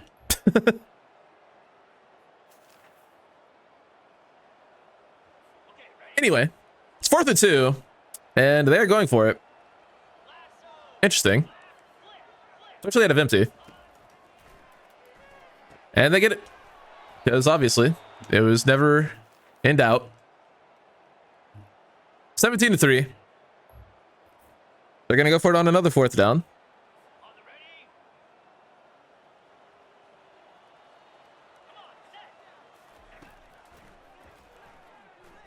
I mean, that was a great spin move, and honestly, that probably should have been tipped and intercepted, but that's okay. At the very least, tipped. They're going for it on 4th down again. This time it's 4th and 3. You know how cool it would be if like we got like a stop and then maybe a moment on offense, and maybe my players stop trying to jump off sides? That'd also be really cool. That's wide open. How is it always so wide open? Another 4th down. Is their kicker injured or something? So I can't wait to see how they pick this one up. Drag underneath is no good. No offensive moment, and it's another 4th down attempt, but it's 4th and 18. Okay. Pass commit. Over the top. Everyone back the ever-living you-know-what up. I did not mean to be on Lacey. Nice pass break up. And we'll get the ball to 12. Surely we'll get a red zone moment here, right? We will. Thank you, video game. I appreciate that. We'll just go stick.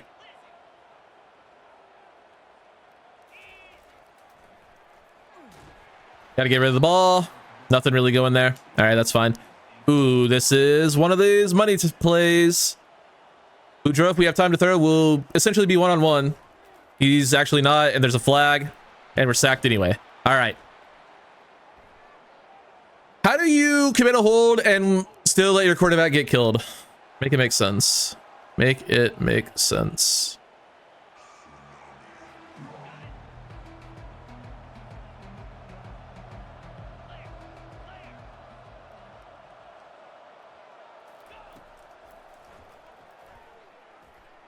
Fury sits down. Oh, that was 3rd down before that? Dog, what? We're up by 2 scores. Let's go for it. Because fuck you, that's why. 2-minute timeout. They want us to take a field goal. I don't want to take the field goal. I want to have fun. Now, there's pretty much 0% chance of us actually completing this, but what if we did?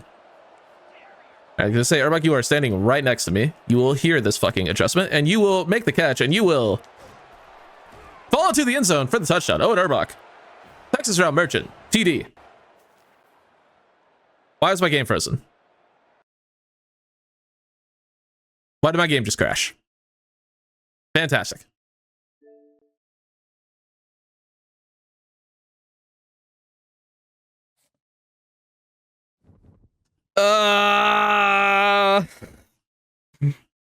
Bro. We were up, what? I don't remember what the score was, but we were up by 3 scores late in the 4th. I'm giving us the win. I'm not replaying it. I'm just simply not. You guys saw what happened. We scored a touchdown, went up even more. It was 14 to 3. I think, yeah, it was 14 to 3. We just went up 21 to 3. Less than 5 minutes in the 4th. I'm forcing the win for us, not Troy. Yeah, I'm not playing it again.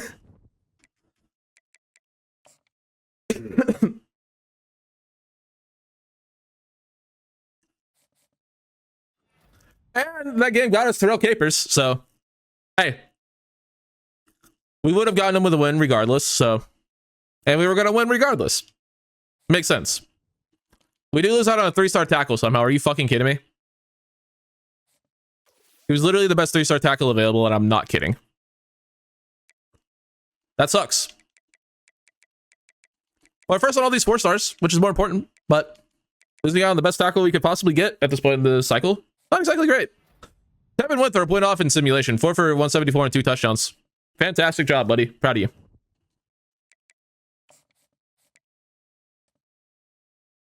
final game of the regular season against our, I guess, biggest rival, because we play them the final week of the regular season every year. But like the game doesn't really have like a rivalry thing underneath it. Like it doesn't like list the rivalry when we actually play.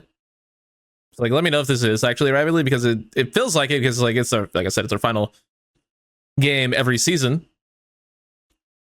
But it doesn't really give those vibes. The game, like I said, I'm just gonna repeat myself because I can't formulate thoughts properly. The game doesn't really acknowledge it as a rivalry game anyway. But yeah, Texas State Bobcats been a very back and forth series against them. Of course, as it's gone on, we've gotten their number more recently, but it's not to say they won't play us tight. They tend to. And we will get the ball first, actually. Cool. Well, not first, but we will get the chance to put the first points on the board. And Dwayne Merritt is back this week. That's nice. As much as we've been liking Owen Urbach, Dwayne Merritt has also been good for us, so. Why not have multiple good players, you know? Let's see if this play continues to be money. The second time we've ran it. Did we go 2 for 2? Not as good as the last time. The 2 yards is something. I'll take 2 yards. This is probably going to Dahl, if I had to guess. It's actually not. It's actually going to be a route that's won by Carl Boudreaux. It is going to outrun the DB. Diving for the pylon. Touchdown, Carl Boudreaux. I was not expecting a touchdown there, but hey, that works for me, brother. Great route by Carl Boudreaux. Good enough throw by Ben Lolito. It was an orange throw. It wasn't his best, but it got the job done, and that's all we can ask for. If you're getting the job done, that's good enough, because, you know, the job is done. Our stadium post is like maxed out, but like, I wonder what we have to do to like get ranked. I think it's probably like a stadium atmosphere type thing. And I don't know, maybe that's like tied to capacity or something. Maybe we just can't ever like get ranked. I feel like, you know, a smaller arena like this, the crowd is going ape shit. Like, I don't know, I feel like that would be intimidating enough, but that's a touchdown. Annoying. That's okay though. How does he make that play, man? Probably pretty easily, because we kind of like threw it right at him, but I wish he wouldn't make that play, you know? My linebackers don't make that play. It's because I'm the one usually, you know, playing the linebacker, but still. Good play by Urbach, first down.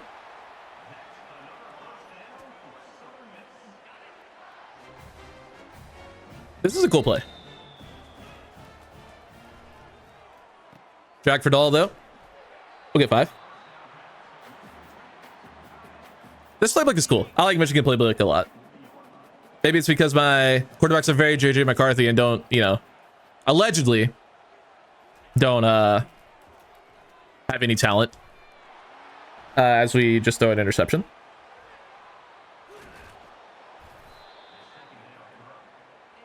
Yeah.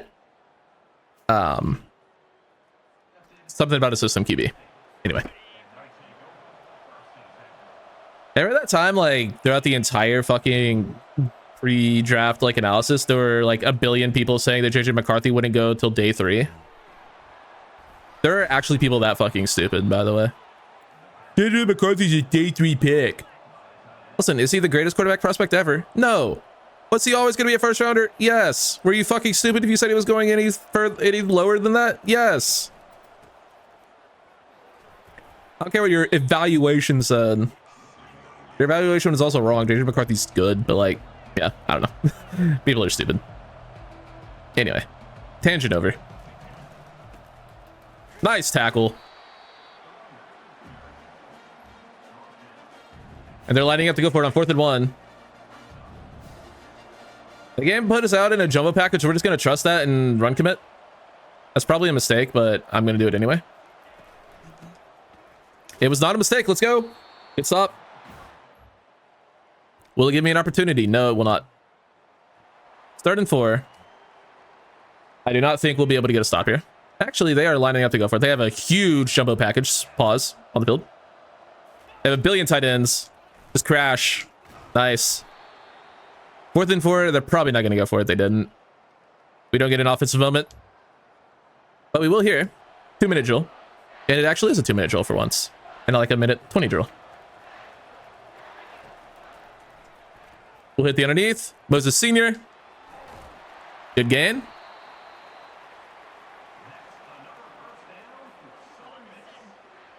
Gives us a first. The Raiders just scored a touchdown. Take the lead against the Chiefs on Black Friday. That's crazy. That's also really, really good for me because I need like 2 more Patrick Mahomes completions for my underdog slip. So that's pretty sick.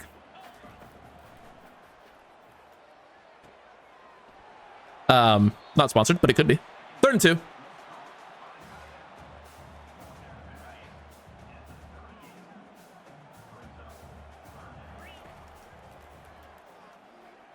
Senior on the drag.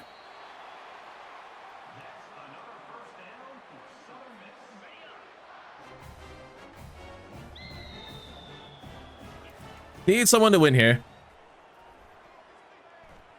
We didn't get hit. That would have been a great throw. And it's still a pretty good throw, even considering we got hit. I don't really know why I'm going streaks here, but I'm here for it. It is we throw nearly throwing right to the DB. Thankfully, it does fall short. All right, 3rd and 10. We streak Senior here and hit him immediately. No, we actually don't do that. We go to Traore and we're picked off. Oh, Ben, buddy, Ben. Why are you selling us? I don't want to play defense. I don't want to play defense in the red zone. Shit, I should have played defense in the red zone. I don't want to play defense. All right, cool. We have the ball. I don't know how, but we have the ball.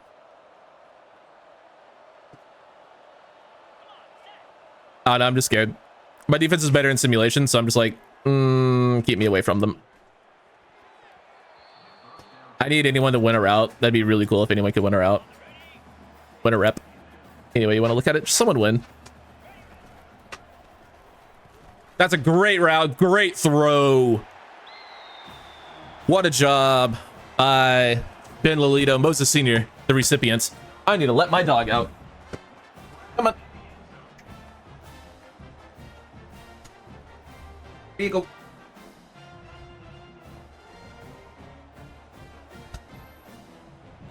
Okay. I have returned. It's like those 9 times out of 10 plays that the linebacker just becomes superhuman and just knocks it down. But that was not one of the times they knocked it down. And I'm very grateful for it. They look like they're lining up to run, but it's 3rd and 12 and they shouldn't run. There, it's going to say it's play action. And we force the throwaway. Beautiful. Beautiful.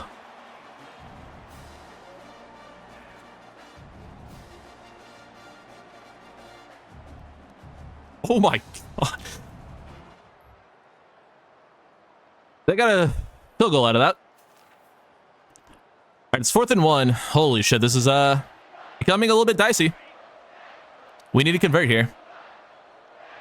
And we're putting the ball in the hands of Owen Urbach. And that was a mistake. Son of a bitch. Are we going to lose to Texas State? I'm going to trust the CPU defense. I don't trust myself. As I know for a fact I won't be able to stop them. That's why I trusted the CPU defense, man. Like, I know for a fact I'm going to get torched if I play defense. And that is a less than stellar punt. Gives us the ball at the 31. Okay. I think we try to put the ball in the hands of our playmakers, a.k.a. Doug Traore and hopefully Carl Boudreaux. Good tight end curl. Let's go in the hurry up.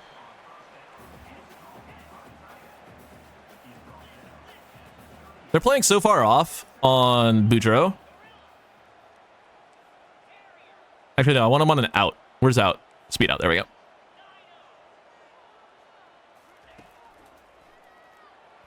Oh my god, he went up and got that, but that's a horrible throw from Lolito. Can't have that. Can't have that. Especially at this stage of the game, when we need you the most. Obviously, this is 4-down territory. I like the look of an inside zone here, so we're going to go for it. There we go. I don't think we quite need to call timeouts yet. It's getting close to that point. I think we can survive a couple more plays without it. What a route by Boudreaux! And he gets out of bounds. Great throw, but a better route ran, in my mind, by Boudreaux.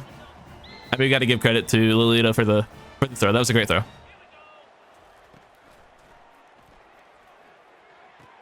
Herbach, throw a block. Need a better block there.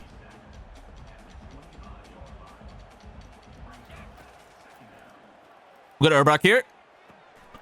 We'll turn upfield, get out of bounds. 21 seconds left. We have a couple shots at the end zone here, which we will definitely be taking. They are pressing the fuck out of Traore. He backed off fast. Oh, we had Boudreaux. Why would we start running the ball here? The game is absolutely obsessed with, you know, going to overtime and not trying to win the game. And that really annoys me.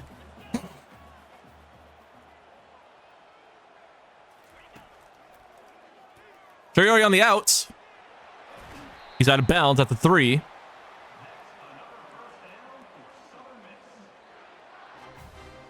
Still all 3 timeouts to work with. We're going to get the ball in the hands of Carl Boudreaux and see what he can do. Just be faster. We'll call timeout there. How much time is left? There are 7 seconds left. We have plenty of time to try to score. Game's like, no, go to overtime. Go to overtime. Go to overtime, player. Or we could win the fucking game. There's a flag.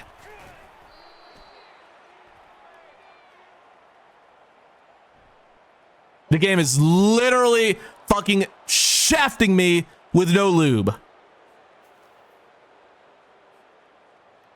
Actual bullshit of the highest fucking order. Had a fucking walk-in, game-ending, walk-off touchdown. And there's a hold. We drill it to go to OT. It's what the game wanted. So it's what the game will get. We need to score. Did we prevent them from scoring? We did. So a field goal ends the game for us. Why don't we just kick it? You have to run at least one play. Maybe you have to run at least one play. First down for Boudreaux. This play never works. So we're going to switch it. The fake toss one.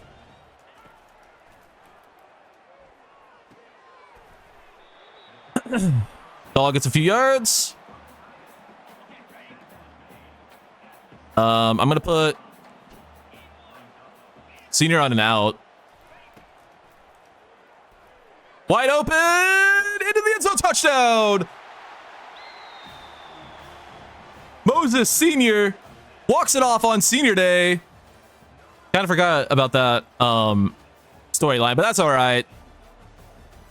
We give the home crowd an absolute barn burner. They got their money's worth. That's a hell of a game. And Carl Boudreaux, big day for him. Way too close of a game against Texas State, especially for where we want to be, which is, of course, in the college football playoffs, which we will be. But, yeah, it's not looking great for that if we're playing this close against Texas State. But, we finish our second straight season undefeated in conference play. This is our final season in the Sun Belt. We need to win it. I don't want to leave the conference without winning it, but that's what we're looking at. I mean, we obviously still have to play the conference championship, and I think we will win it, but, you know, what if we don't? Huge game for Moses Senior in his final game as a Golden Eagle. And a great game from Carl Boudreau in what is just his second senior day as a Golden Eagle. 2 TFLs for Sidney Lacey. He goes out with a pretty solid game. Branson with a good game. Bunch of TFLs for some other players. No sacks. No picks. We had like 7 or 8 picks in the first 3 games, and I don't think we had one since. We rarely get interceptions. But whatever. Who needs them? I don't remember if we had anyone on campus this week. I think we might have had 4-star D tackle, maybe. Either way, we don't get any commits. That's tragic. But we do get into a couple of top 5s, and we're, you know, going after a couple of 3-stars. Only really going after gyms that are 3-stars. That's kind of where we're at. No way it's Marshall. They were 1-4 and 0-2 in the conference last time we played.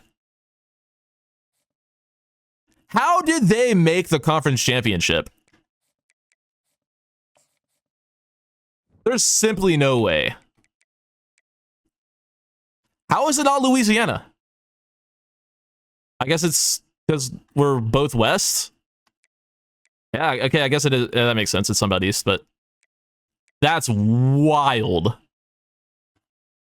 I mean, they're 5-3. They pretty much have won out since the last time we played. That's kind of crazy. I mean, hey, wins. I mean, good for them. Gotta go and win. Ultimate revenge game. How does LSU get a week 16 visit? They shouldn't be allowed to do that. Like, why can't we do that? How do they get a week 16 visit? Like, seriously, the genuine question. Why the fuck are other schools allowed to do shit like that and we can't? That seems really, really, really, really, really stupid and really unfair, but what do I know? Huge game against Marshall. In the true final game for our final home game for our seniors. So what time is the game? Are we blackouting? 3:30? Dog. I guess we're whiteouting. I think we whiteouted against them last time. We blackout.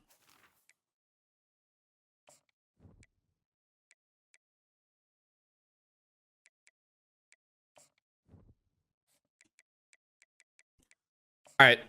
Last season, we lost this game. We need to make it not close. We need to just come out, slaughter the herd. We got it. We cannot have a repeat of last season. We want that first round bye in the CFP playoffs. This is the exact scenario as last season. Like point for point, exact same scenario. Win and we get a bye, win, lose, and we're probably still in, but yeah. Alito takes off, scrambles for the touchdown. Great play.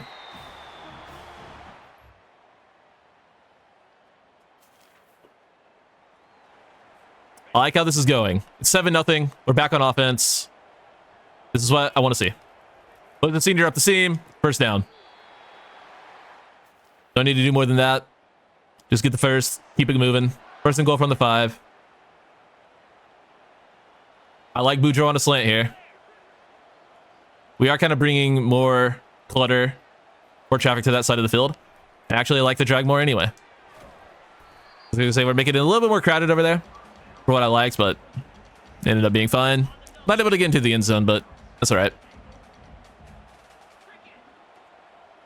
Let's go to Urbach, see if he can punch it in. Up the middle. Not quite. He's down at the 1. Down at the 1.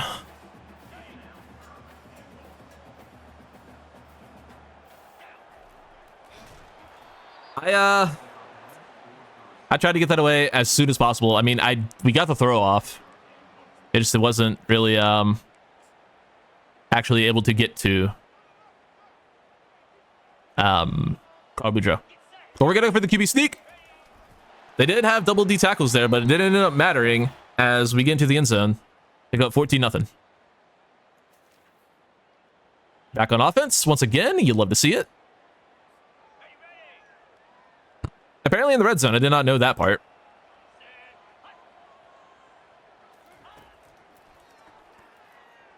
Nice route. Good catch by Traore. 2nd and 3 now. Let's go back to Urbach. Oh shit. Never mind. I thought my bad. I thought it was a fake jet. It was not a fake jet. My bad. Back of the end zone. I love those back pylon throws. It's just that one wasn't there. Let the CPU kick it. They make it 17-0. 17-7 now. Into the second half, 17-14. And just like that, it's a close game, and we need to stop. Come on, man. How do I not get in a moment that entire time? And now we're 3 minutes left in the fourth. Option pitched. Someone tackle him. Nice job. 17-17. Can I maybe play? All right, cool. First offensive moment of the second half is a big one. It's 3rd and 5. Wide open. Bosa Sr. can't stay in bounds. No. Oh, you got to stay in bounds there, buddy. That's a touchdown. Change of direction like quicksand. Good job getting rid of it at least. 3 here won't do it, man. We need a touchdown.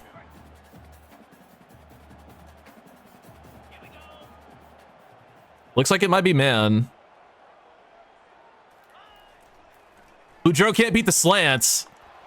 How can Boudreaux not win a one-on-one slant there? Come on, man. I was throwing to him no matter what. There it is. Senior laying out. No, that's going to be David Dahl laying out, grabbing it in the end zone. Touchdown, David Dahl. It's big. Gives us the lead. 3rd and 10. Have to get off the field here. Play the 6. Commit to the pass. If they run here, they run here. The fucking inside zone. And we can't tackle for shit. How does that happen? How do we give up 9 yards there? We're going for it on 4th. But we full on commit to the run here. Pinch the line and everything. Bring everyone in. There's a flag. Hopefully it's a hold. Probably going to be roughing the quarterback. It is going to be holding. Beautiful. All right, cool. Makes it 4th and 7. And they're going to punt. Holy shit. Insane decision making. I don't know why they're punting there. I mean, we could end the game here. I'm playing this drive. And I am turning on shoe clock. We're trying to end the game on this drive. Ball's going straight to Owen Urbach. Oh, you got to step up and block there, dude. Why are you turning around to block? The fucking logic in this game is crazy. Why would they ever do that? That's a great block. First down for Urbach. Timeout for an injury. Oscar Hasty is injured. I wish it worked like in real life where after like multiple injury timeouts, they start taking your real timeouts. But that'd be a good thing for the game to add. Instead, the CPU could just basically get free timeouts whenever it wants. I don't know exactly the rule for that, but I do know eventually it does start costing real timeouts. I don't know if there's like a set number of injury timeouts you have or whatever, but or like if it's a game clock type thing. I do know that is a thing that exists. Snap the ball, snap the ball, snap the ball! Jesus! 3rd and 4. It's going to be 4th and inches, rather. Well, we're certainly not punting. I can tell you that for free. We're going to take it to the 2-minute timeout, and we're going to QB sneak it.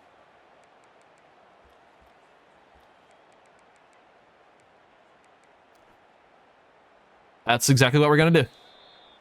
No, dude. I literally didn't even press the button. I pressed A to get to the next screen, and it just immediately pops up the play. So I have to waste the timeout to run the play I want to run. And they're giving this to us. First and 10. Timeout, Marshall.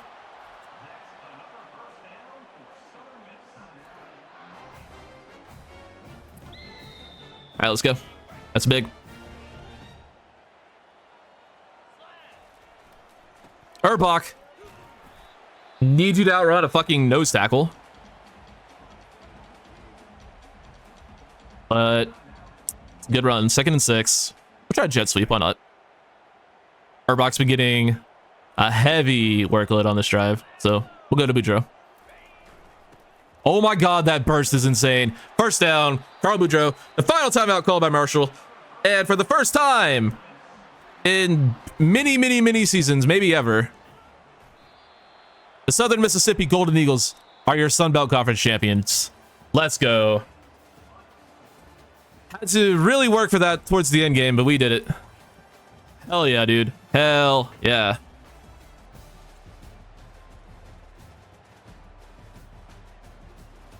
Good enough game from Lolito. Again, I keep using this analogy, but playing point guard, getting the job done. That's all we ask of him. And he did it this season for us. So shout out to him. Ben Lolito, best QB in this series, I would say. It's probably, maybe it's still Ethan Crawford. It's certainly not Urbach. Urbach might be the best running back in the series. Although Ben Lolito, 2 rushing touchdowns. I don't know, maybe it's Ben Lolito. He might be the best running back. I don't know. Moses Sr. in his final home game. 6 for 70. 3 for 22 for Traore. All 3 for 35 and a touchdown. Only 2 catches for Carl Boudreaux. That's probably why it was a close game. 2 sacks given up by Thad Aviles, who I guess is playing now. All right, that's fine. I don't really care. 3 TFLs for Branson, 2 for Bobo, Friend, and Lacey. Sacks for Raheem Friend and Malachi Shaver.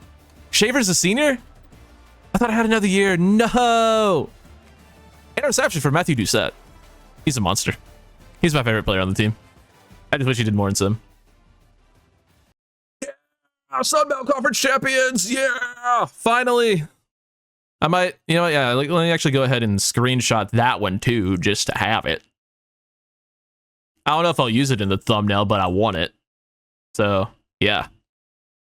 Sammy Dowling, a 4-star defensive tackle from Jackson, Mississippi, is the newest commit. Welcome to the team. And it looks like we might actually be able to land another one, Peyton Muller. Program tradition up to a C+. Stadium atmosphere up to a C+. Brand exposure up to a B-. My grades keep going up as we keep improving. That's usually how that works. Raheem Friend is your Sun Belt Defensive Player of the Week. And Ben Alito is your Offensive Player of the Week. It'd be hilarious if we didn't get one of those in the only game in our conference. That'd be hilarious. Nicholas Donnerson has won the Broyles Award for Offensive Coordinator of the Year. Hopefully, that doesn't mean he gets plucked away. Hopefully, he stays. That'd be really cool. We're about to move to the SEC, buddy.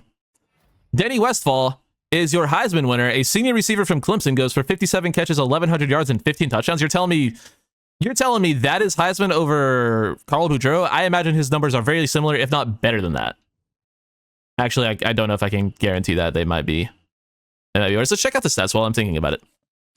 Ben Alito actually had a really good season. 2,700 yards, 59 completion percentage, 26 touchdowns, 9 interceptions. All right. That's the best quarterback season we've had by far. Sub 10 interceptions on this team, and then with our history is insane. Good for him. Owen Urbach ends up leading the team in carries and yards with 161 carries, 770 yards, 6 touchdowns on the ground. Merritt 60 for 225 and 4. Lolito 71 for 221 and 6 rushing touchdowns. Also had 1 for touchdowns for Ben Spruce and Doug Traore. Receiving, Boudreaux had a really down season. I mean, he had 13 touchdowns, but only 778 yards. Traore had 618 yards, 3 touchdowns. Senior, 518 and 3 touchdowns. 4 touchdowns for Winthrop on 25 catches. Dahl had 19 catches, 200 yards, 3 touchdowns. Touchdown for Matthew Ramsey and a touchdown for Kona Amato. Down the board. Blocking, who sucked the most? That would be Quentin Coffey, who is injured. Might be for the best. Defensively, we had 14 TFLs for George Branson, 11 for Sidney Lacey. Number of other players in there with those. And then 8.5 sacks for Raheem Friend leads the team. That's feels low. Feels like George Branson also had more than 8, but I mean, it's very even numbers between these top 4 guys. 7 for Shaver, 5 for Lacey. It does stink that we're losing Shaver and Lacey. I could have sworn Shaver was not a senior, but he is, and unfortunately, that'll be his lone season. Interceptions, we had 4 for John Ninehouse, which I'm pretty sure he had at least 2, if not 3 of those in one game. 2 for Matthew Doucette, 2 for Ty Null, 1 for Bobo, 1 for Diggs, 1 for Dante Hargrove, and 1 for Marinton Tootin. What job offers do we have since we've, finally, turned a crazy looking turnaround here in Southern Miss? We have a bunch of coordinator positions open to us. Dog, we are the number 3 school in the nation. Why would I go be a coordinator for you when I can just coach a top 5 school? Insane. But early national signing day is here. Let's see how good our class is. Ben Beavers, are you the savior of our quarterback position? The answer is yes, he has star dev. It's above impact. It's above normal. I can't believe it. I'm so happy. We have a real quarterback, and his name is Ben motherfucking Beavers, which is just cool. It's a cool fucking name, and he's a beast. I'm so happy. I'm so happy. We have a real quarterback. Oh my god. We also have an incredible edge rusher, Terrence Balaj. Elite dev. He's a monster. Jaquest Millette, star dev. Star dev for Frederick Troop. Impact for Earl John. Star dev for Paul Cooks. Crispin has star. Star dev for Terrell Capers. And now into the players we did not get. Matthew Cummins has star. He's really good. Anger, the number 1 player in the nation, only star. Milliner had impact. Vilma, elite, yeah. Yeah, that's the one that hurts the most because he's a fucking monster. And he had the dev trait to back it up. Abreu had impacts. Peters had impacts. Harris, impact. And we're getting back into our guys. Sammy Dowling. There's the normal dev. There's the normal dev. And we still have a few more guys, including a few more 4-stars who we do have leads on, even though they somehow have week 16 visits. We can't do that. We're going to lose Peyton Muller to a non-existent week 16 visit. That's unreal. But before I forget, we should check out the CFP bracket. We are the number 2 seed, and we will have a bye. We'll play the winner of Duke and Miami. Although I guess Duke might not be in. I don't know why there's an asterisk next to them. I guess they still have to play their conference championship or something. There's one for Memphis. Oh, is it automatic qualifier? I don't know what the asterisks are. They conference winners? They might be conference winners. I don't know what it is. Who cares? Someone will tell me maybe. All-Americans. Did we have any? First team. I'm going to go out on a limb and say probably not. We do have Matthew Doucette made it. Hell yeah. First team All-American. As a junior. That's beautiful. You love to see that. Second team. No one. Freshman All-Americans. Not a single one. Well, we had a first team All-American. That's cool. For the Sun Belt, Owen Urbox makes first team. Carl Boudreaux makes first team. George Branson makes first team. Diggs, Shaver, Ninehouse, and Doucette all make Sun Belt first team. Not gonna lie, we should ideally have more. It's the Sun Belt. Second team, we have Marvin Belici. Nope, that's not our player. We have Raheem Friend. Make it. Like, I've never heard of that guy. Who the fuck is he? It's because he's not on our team. But Raheem Friend is on our team, and he did make it. And we lost Peyton Muller to the non-existent Week 16 visit. That's so cool. I would have gotten him in on a Week 15 visit if I had the fucking ability to, but no, we don't have the ability to do that. We're playing the Hurricanes in the Cotton Bowl in the semi-quarterfinals. That's going to be a tough game. They're almost certainly going to be better than us, but I believe in a thing called luck. Biggest game in program history is a matchup in the Cotton Bowl against the number 7 Miami Hurricanes. We have the advantage on defense. Like I said, I think we have the best defense in the country. One of them, certainly. But they will have a better offense than us. Just which one will win championships? Will it be better offense or better defense? They say a good offense beats a good defense, and their offense is better than ours. So hopefully we break that trend. I love the to the top on the helmets. I don't think those have been there. Maybe they have. They certainly have. It's in our like collage thing at the start. Yeah, they have USM TTT or something like that. TTP. Not TTT. So Joey Pokemon. Back in the day, the random on to the top.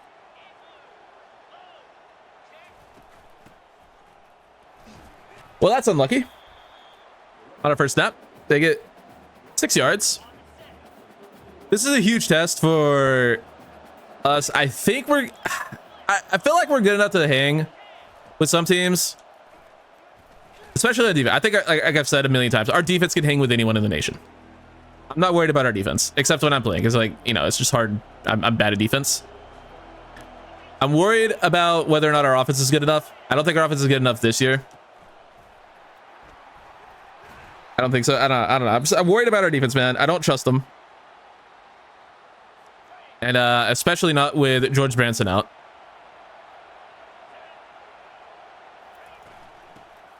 Certainly don't trust our defense with one of our better players and our best pass rusher not playing. But maybe we can get lucky. They've been running a lot. Fuck it, let's...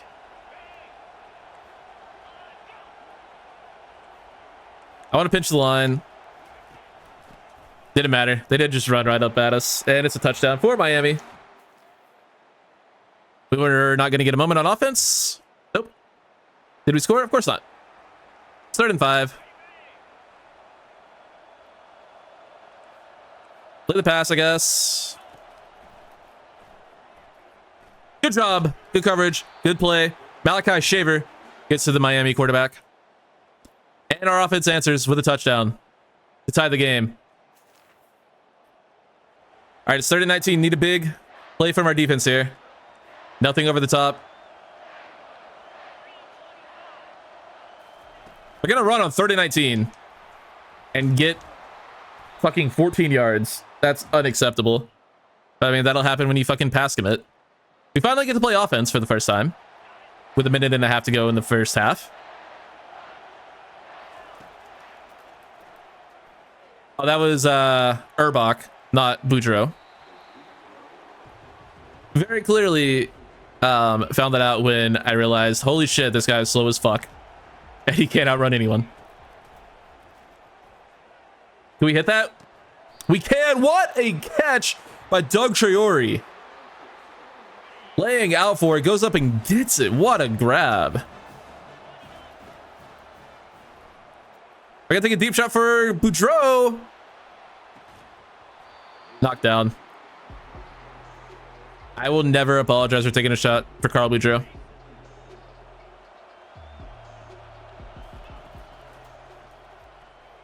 That's a bad read.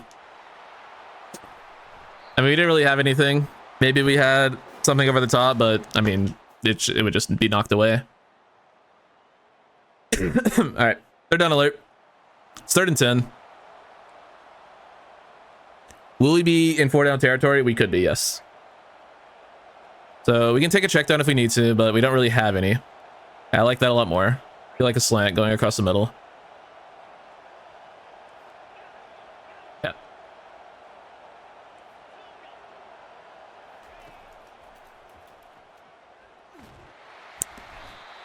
Can't get a throwaway. Defense needs our help. 1st and 10 from the 10. I don't really think we're going to be able to do anything to stop Miami here. I would say this is certainly a better showing than last season's CFP game against Notre Dame. We're just a fucking landslide. We're at least making this game interesting.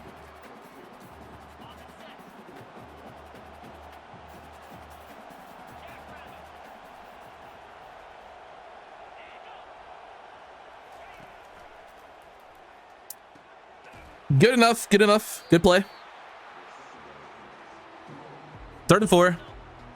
If we can force a field goal, we're not out of it.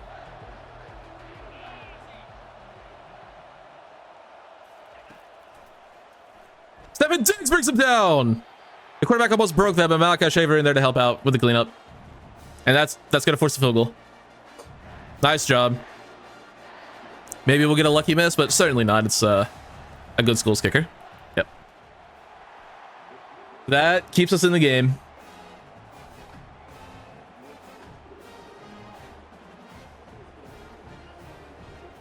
All I'm asking for is a chance, and they gave us one. And we don't get a moment. Cool. I guess we turned the ball over. Sick.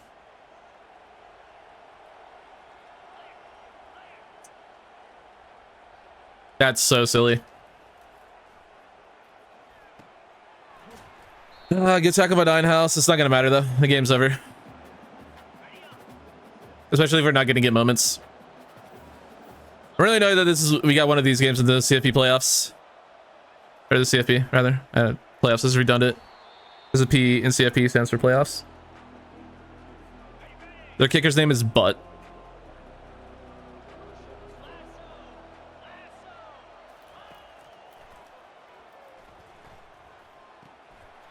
That was not a first down, but whatever. I don't care. Can I challenge it? Yeah, I'll challenge it. Because he was behind the line. No, it's not possession, it's spot. Whatever, they're gonna... I'm not challenging possession.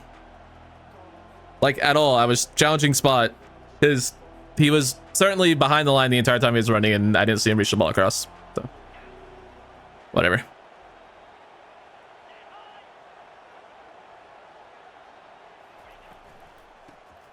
Hand off up the middle. It's just so disheartening when, like, I feel like I didn't really get a fair chance in these games. It's like when the game just decides you're not getting moments, it's just silly. And the moments I did get, like, you know, they didn't look great, and I don't think I would have been able to, maybe, probably wouldn't have been able to win. But it's just one of those things I would have liked the opportunity, you know? We are actually playing pretty solid goal line defense, but at this point, it's just going to be too little too late. As the QB just shrugs off a sack. How does he not go down there?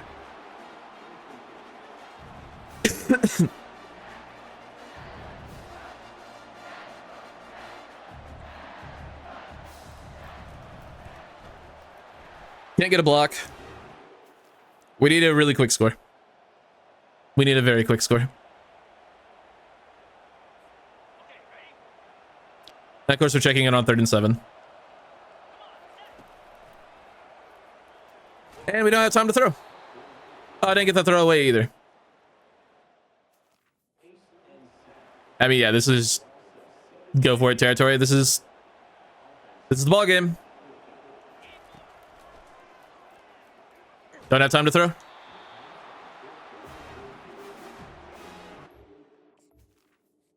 are you gonna do? Probably recruit a better offense. Oh, we scored on we scored in sim. We don't need to. We don't need a fucking onside kick. I didn't look at our timeouts beforehand.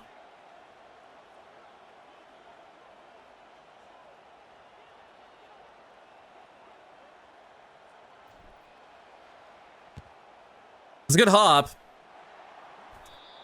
We gave them a good field, but I didn't want to call a timeout.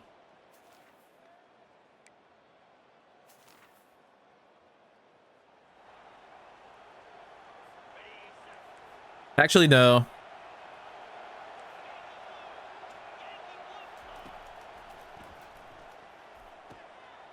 How does he get that open?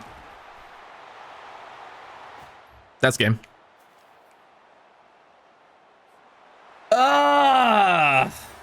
Winning a college football playoff game would be really cool.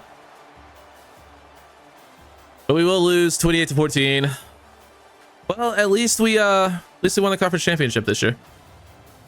We did at least win a conference championship. That's cool. For dipping from the Sun Belt. 10 of 23 for Ben Lolita. 2 touchdowns, 2 interceptions. Not a great day for him. Horrible day rushing the ball.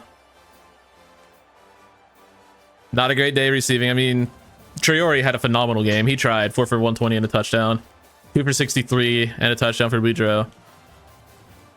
But that is a very disheartening way to lose. We gave up 5 sacks. That's not to count how many hits we took. Like QB hits we had. Probably at least another 5, if not more than that. PTFLs, sacks for Diggs, Friend, Shaver, and Branson. No picks, obviously. That's a very sad way to go out. But we do have a lot to look forward to. We have some unbelievable recruits coming in, and I think we will be right there, right back here next year as a member of, well, maybe not the SEC, but member of a different conference.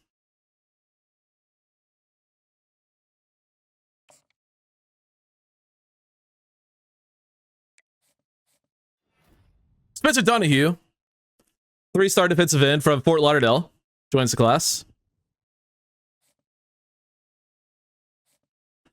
Stephen Diggs is the Sunbelt Defensive Player of the Week. Congratulations, dude. Doug Traore wins Offensive Player of the Week. Yeah, we're the only Sunbelt team playing this week. Of course, we're going to get Player of the Week. Thank you for telling me. The bracket going to be Miami versus Clemson and Notre Dame versus Kansas State in the semifinals.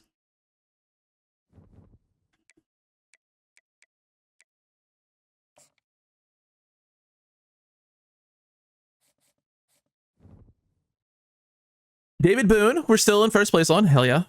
Please do not go to NC State.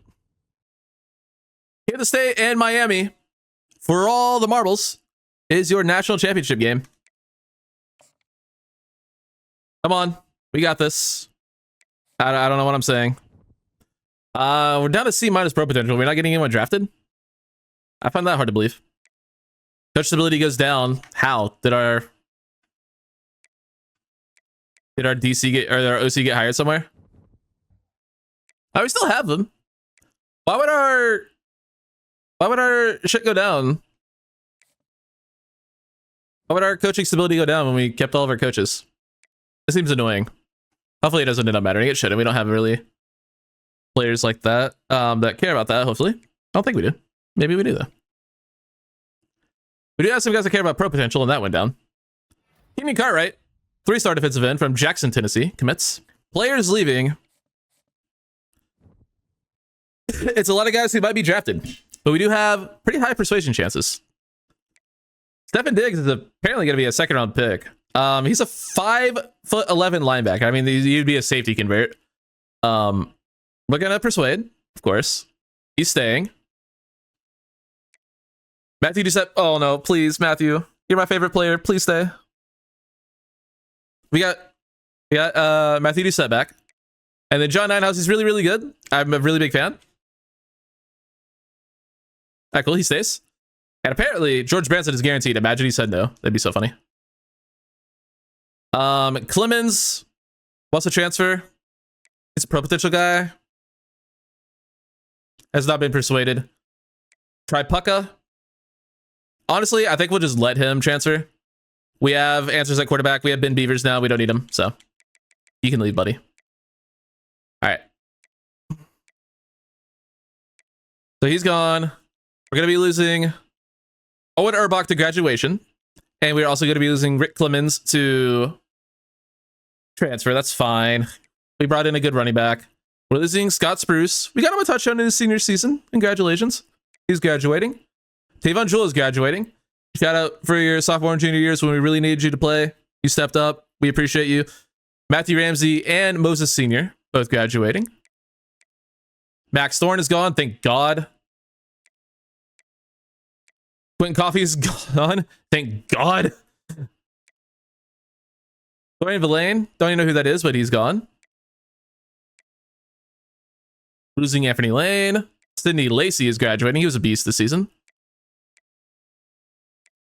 Malachi Shaver is gone. He was really good as well. Gonna miss having him. Ezekiel Adeniji, who ended up having some insane abilities, but he was just bad. Yeah, I guess he spent all of his points on abilities and not actually getting that much better. He's gone. And that's pretty much it. Draft results. Did we have anyone sneak in? No, we did not. Okay, so that's probably why our pro potential went down. I could see that since we told all of our guys who are going to be day 2 picks to stay, and they all listened. They're like, yo, we're building something special here. We're staying. And you know what? Fucking shout out to you guys for that. But I don't know, maybe pro potential would have been important. I mean, we'll get a shit ton of it next season, that's for sure. We get another 4-star to add to the class, Athaya Igbenogany from Baltimore, Maryland. Kevin Wolf, 3-star gym tackle from Long Lake, Minnesota. Another commit. That's pretty cool.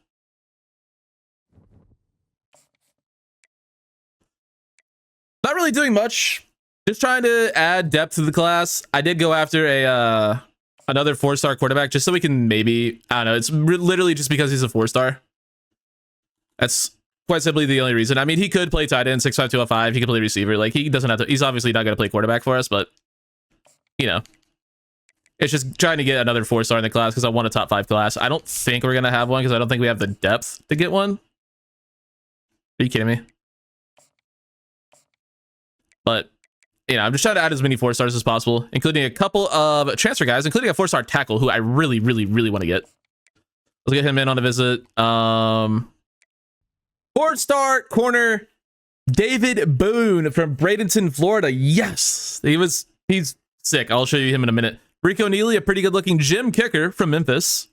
Evan Nobles, another good-looking young tackle. We're not going to get the quarterback, Braden Wilds. That kind of stinks. He's not a great quarterback, but let me rephrase it. He could actually be a really, really good quarterback. He just wouldn't have been our quarterback because we have a better one. But it would have been nice to get another 4-star. Okay, here's David Boone. He's a slot archetype. He's a gem, and he has really good speed, really good acceleration, really good man coverage, solid pursuit, solid agility, really good change of direction. Where's his press? I mean, it doesn't really matter for a slot guy, but I don't know. I feel like it should still be up there. But either way, he looks sick. Dennis Marshall from Philadelphia, Mississippi. 3-star corner has joined our class, and that looks like we lost all 4 4-stars. You can't make that up. They were all on visits. Well, there went any dream we had of having a top 5 class. How do we lose all 3, man?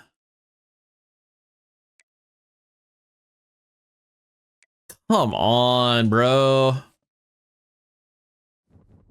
That sucks. I don't even care anymore. I don't care about the offseason anymore. It means nothing to me. I hate it here. Yeah, we've scouted all we can scout too, so that's our class. I'm so mad, dude. Kevin St. John, 3-star center, joined. Thanks, dude. Appreciate you. Hey, we love it up. It's fantastic. I'm so happy. So happy we leveled up.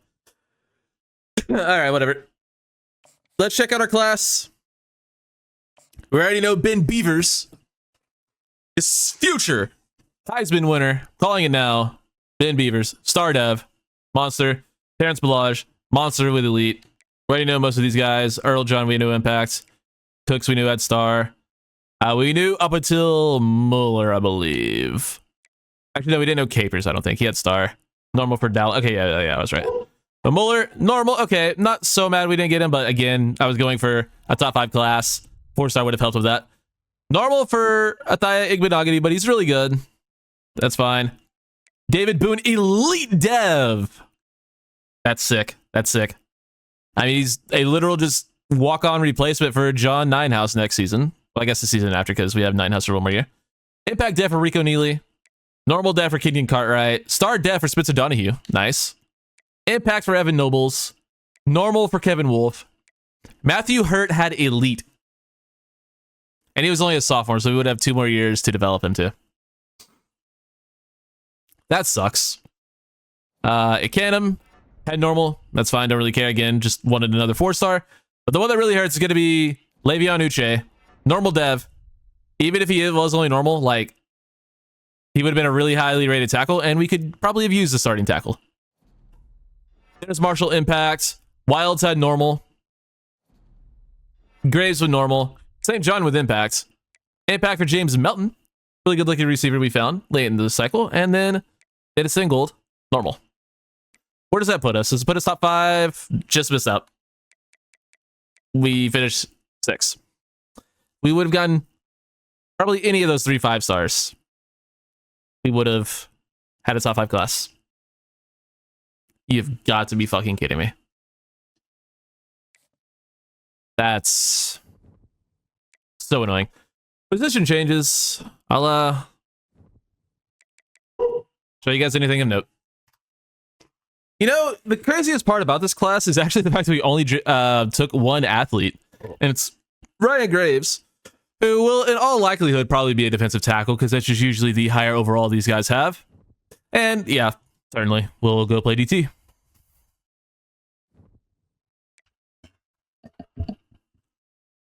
$78 overall for Ben Beavers. He's QB1. He is QB1. Best arm in the room. I mean, aside from Goodwell, but he's bad, and Sweat, but he's also bad. 88 short, 80 medium, 80 deep. Yeah, he's QB1. Platinum extender as well, by the way. Yep. Everyone else can go fuck themselves. 73 for Cooks. Was hoping for a little bit better, but he's very good. Igbenogany's solid. 73 overall. 68 for Melton. Our receiver room is going to be juice next season. Crispin's a 72. Balaj is a 78 overall. He's a freak. Yeah, we're going to move Boringer to the other side. And then we'll have Keo come over and back up the new guy. Actually, no, he can stay over there. It's fine. Doesn't really matter. 79 overall for Earl John is crazy.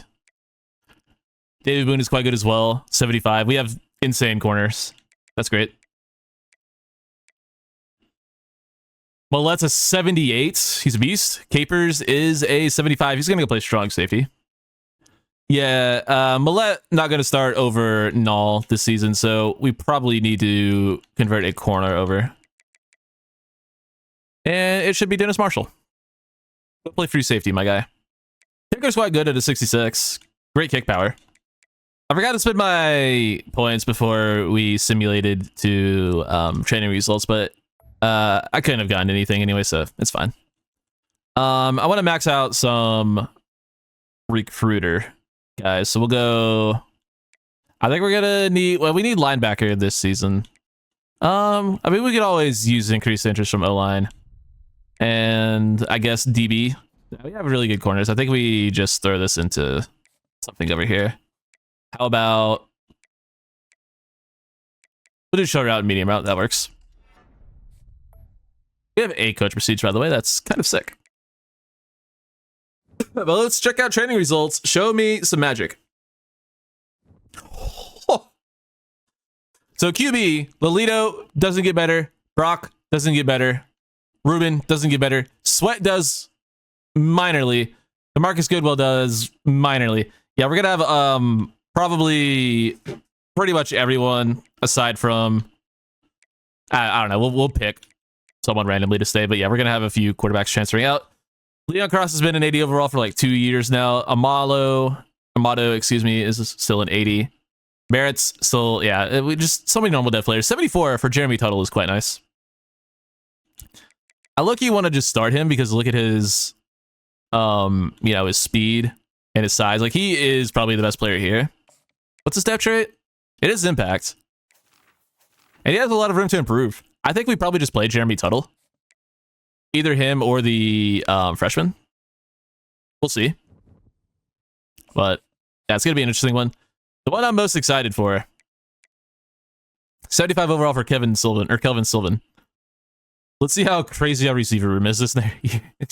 92 for Carl Boudreaux. There it is. That's the jump we were looking for. 84 for Nasir Divins. 84 for Traore. 82 for Winthrop. 81 for Savage. 79 for Hillhouse. 76 for Santiago. I think Savage is probably going to play over Divins and Winthrop. And then I don't know, we'll just try to work in Hillhouse. But yeah, no, Tony Savage needs to play. He's too good not to. Yeah, it'll probably be Boudreaux in the slot, and then Traore and Savage on the outside. That's probably what we'll end up doing. Tight end, David Dahl's a 77. Otis Wade's a 77. Semi Fontaine is still on the team somehow. 86 for Raheem Higdon. That's a nice jump at OT. Nice. Landman got a little bit past him, but he's only a redshirt freshman. He still has plenty of time. Said he was further along than that. Platinum wear down for Tavares Timber. He's gotten decent. This is his senior year. Quincy Karoma's up to an 84. Andre Cox is improving. Jimmy Roth and Patrick Landry have essentially been the same player for the last couple of seasons. Kevin Bull's up to an 88. All right, he actually has finally passed Landry in terms of overall, like, significantly. So he is now the full-time starting guard. And then right tackle is Avilas at an 85. Atogwe at an 80. Not a lot of improvement on the right side, but that's okay. Oringer's at 87. Charles is an 83. Okay. Interesting. 84 for Emmett Sheed.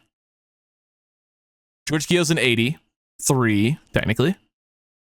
George Branson's a 91. Raheem Friend's an 84. 86, same thing. Boykins is an 83. I don't know who the hell he is. I don't think I've ever seen this player, but he's on the roster and he's decent. Stoneburner got passed by him. That's a little bit unfortunate. Damien Hutchinson's looking pretty good. Kolakowski. He's been on the team for a couple seasons. Our middle linebacker duo is unreal, though. Ezekiel Bobo is a 93. Stephen Diggs is a 91. And they're both redshirt seniors. So we're going to lose two unbelievable linebackers. We have another one waiting in the wings, though, thankfully. Yeah, these guys are going to be gone, but they're both absolute monsters. Tim Alexander, up to an 83. Vayumana, also an 83.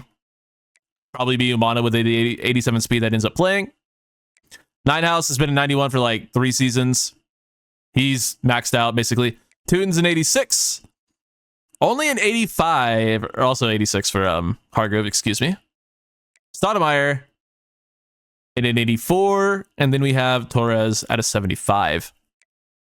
Tynall's kind of maxed out at an 85, and then we have our guy Matthew Doucette up to a 94.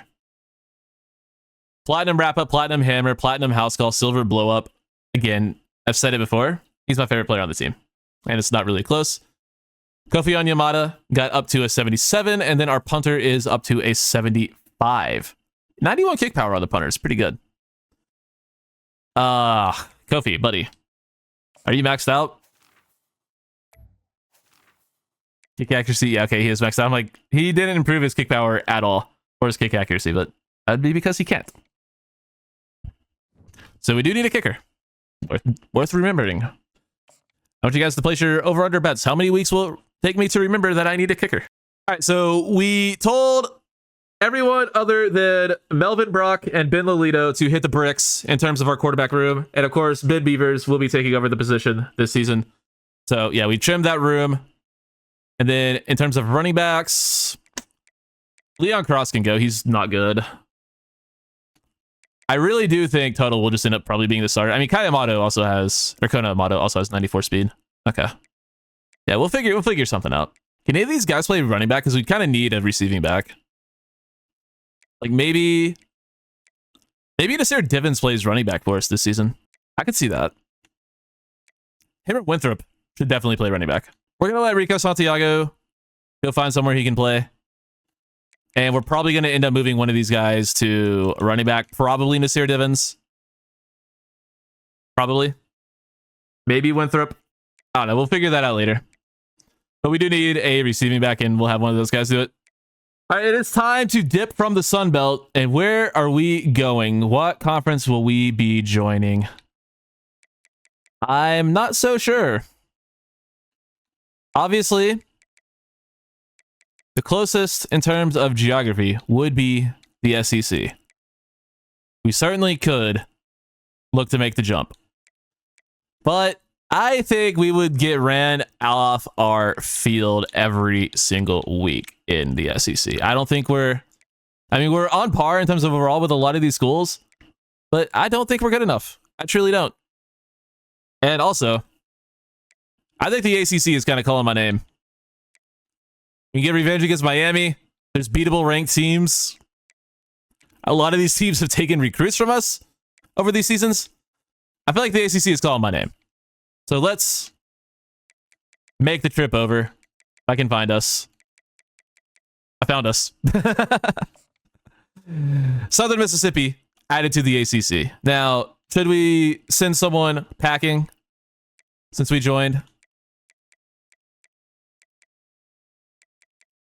How about we let's send Stanford back to the ACC or the Pac-12.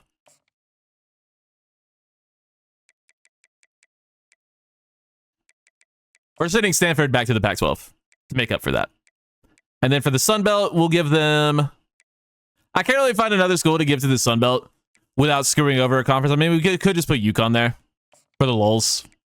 Yeah, we'll put UConn there for the lulz. Because, I don't know, why not?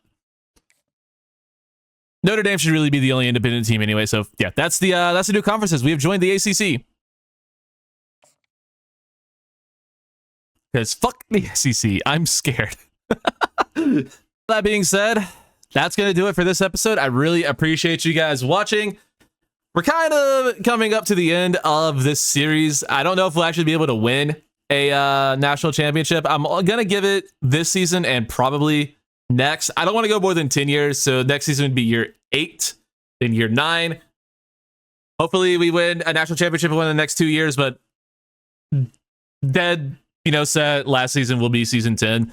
I'm not going more than 10 years for one of these. So yeah, that's what we're doing there. Regardless, though, that's still multiple episodes away, and I really do appreciate you guys. This has been a ton of fun for me to record. I really, really, really enjoy making this content, and I'm going to continue to. We're going to hop into another school once we finish it with Southern Miss, and we're going to keep doing this for the rest of the cycle because I fucking love this shit. I appreciate you guys. Again, I know I said it a lot, but I've been repeating myself for like multiple hours at this point.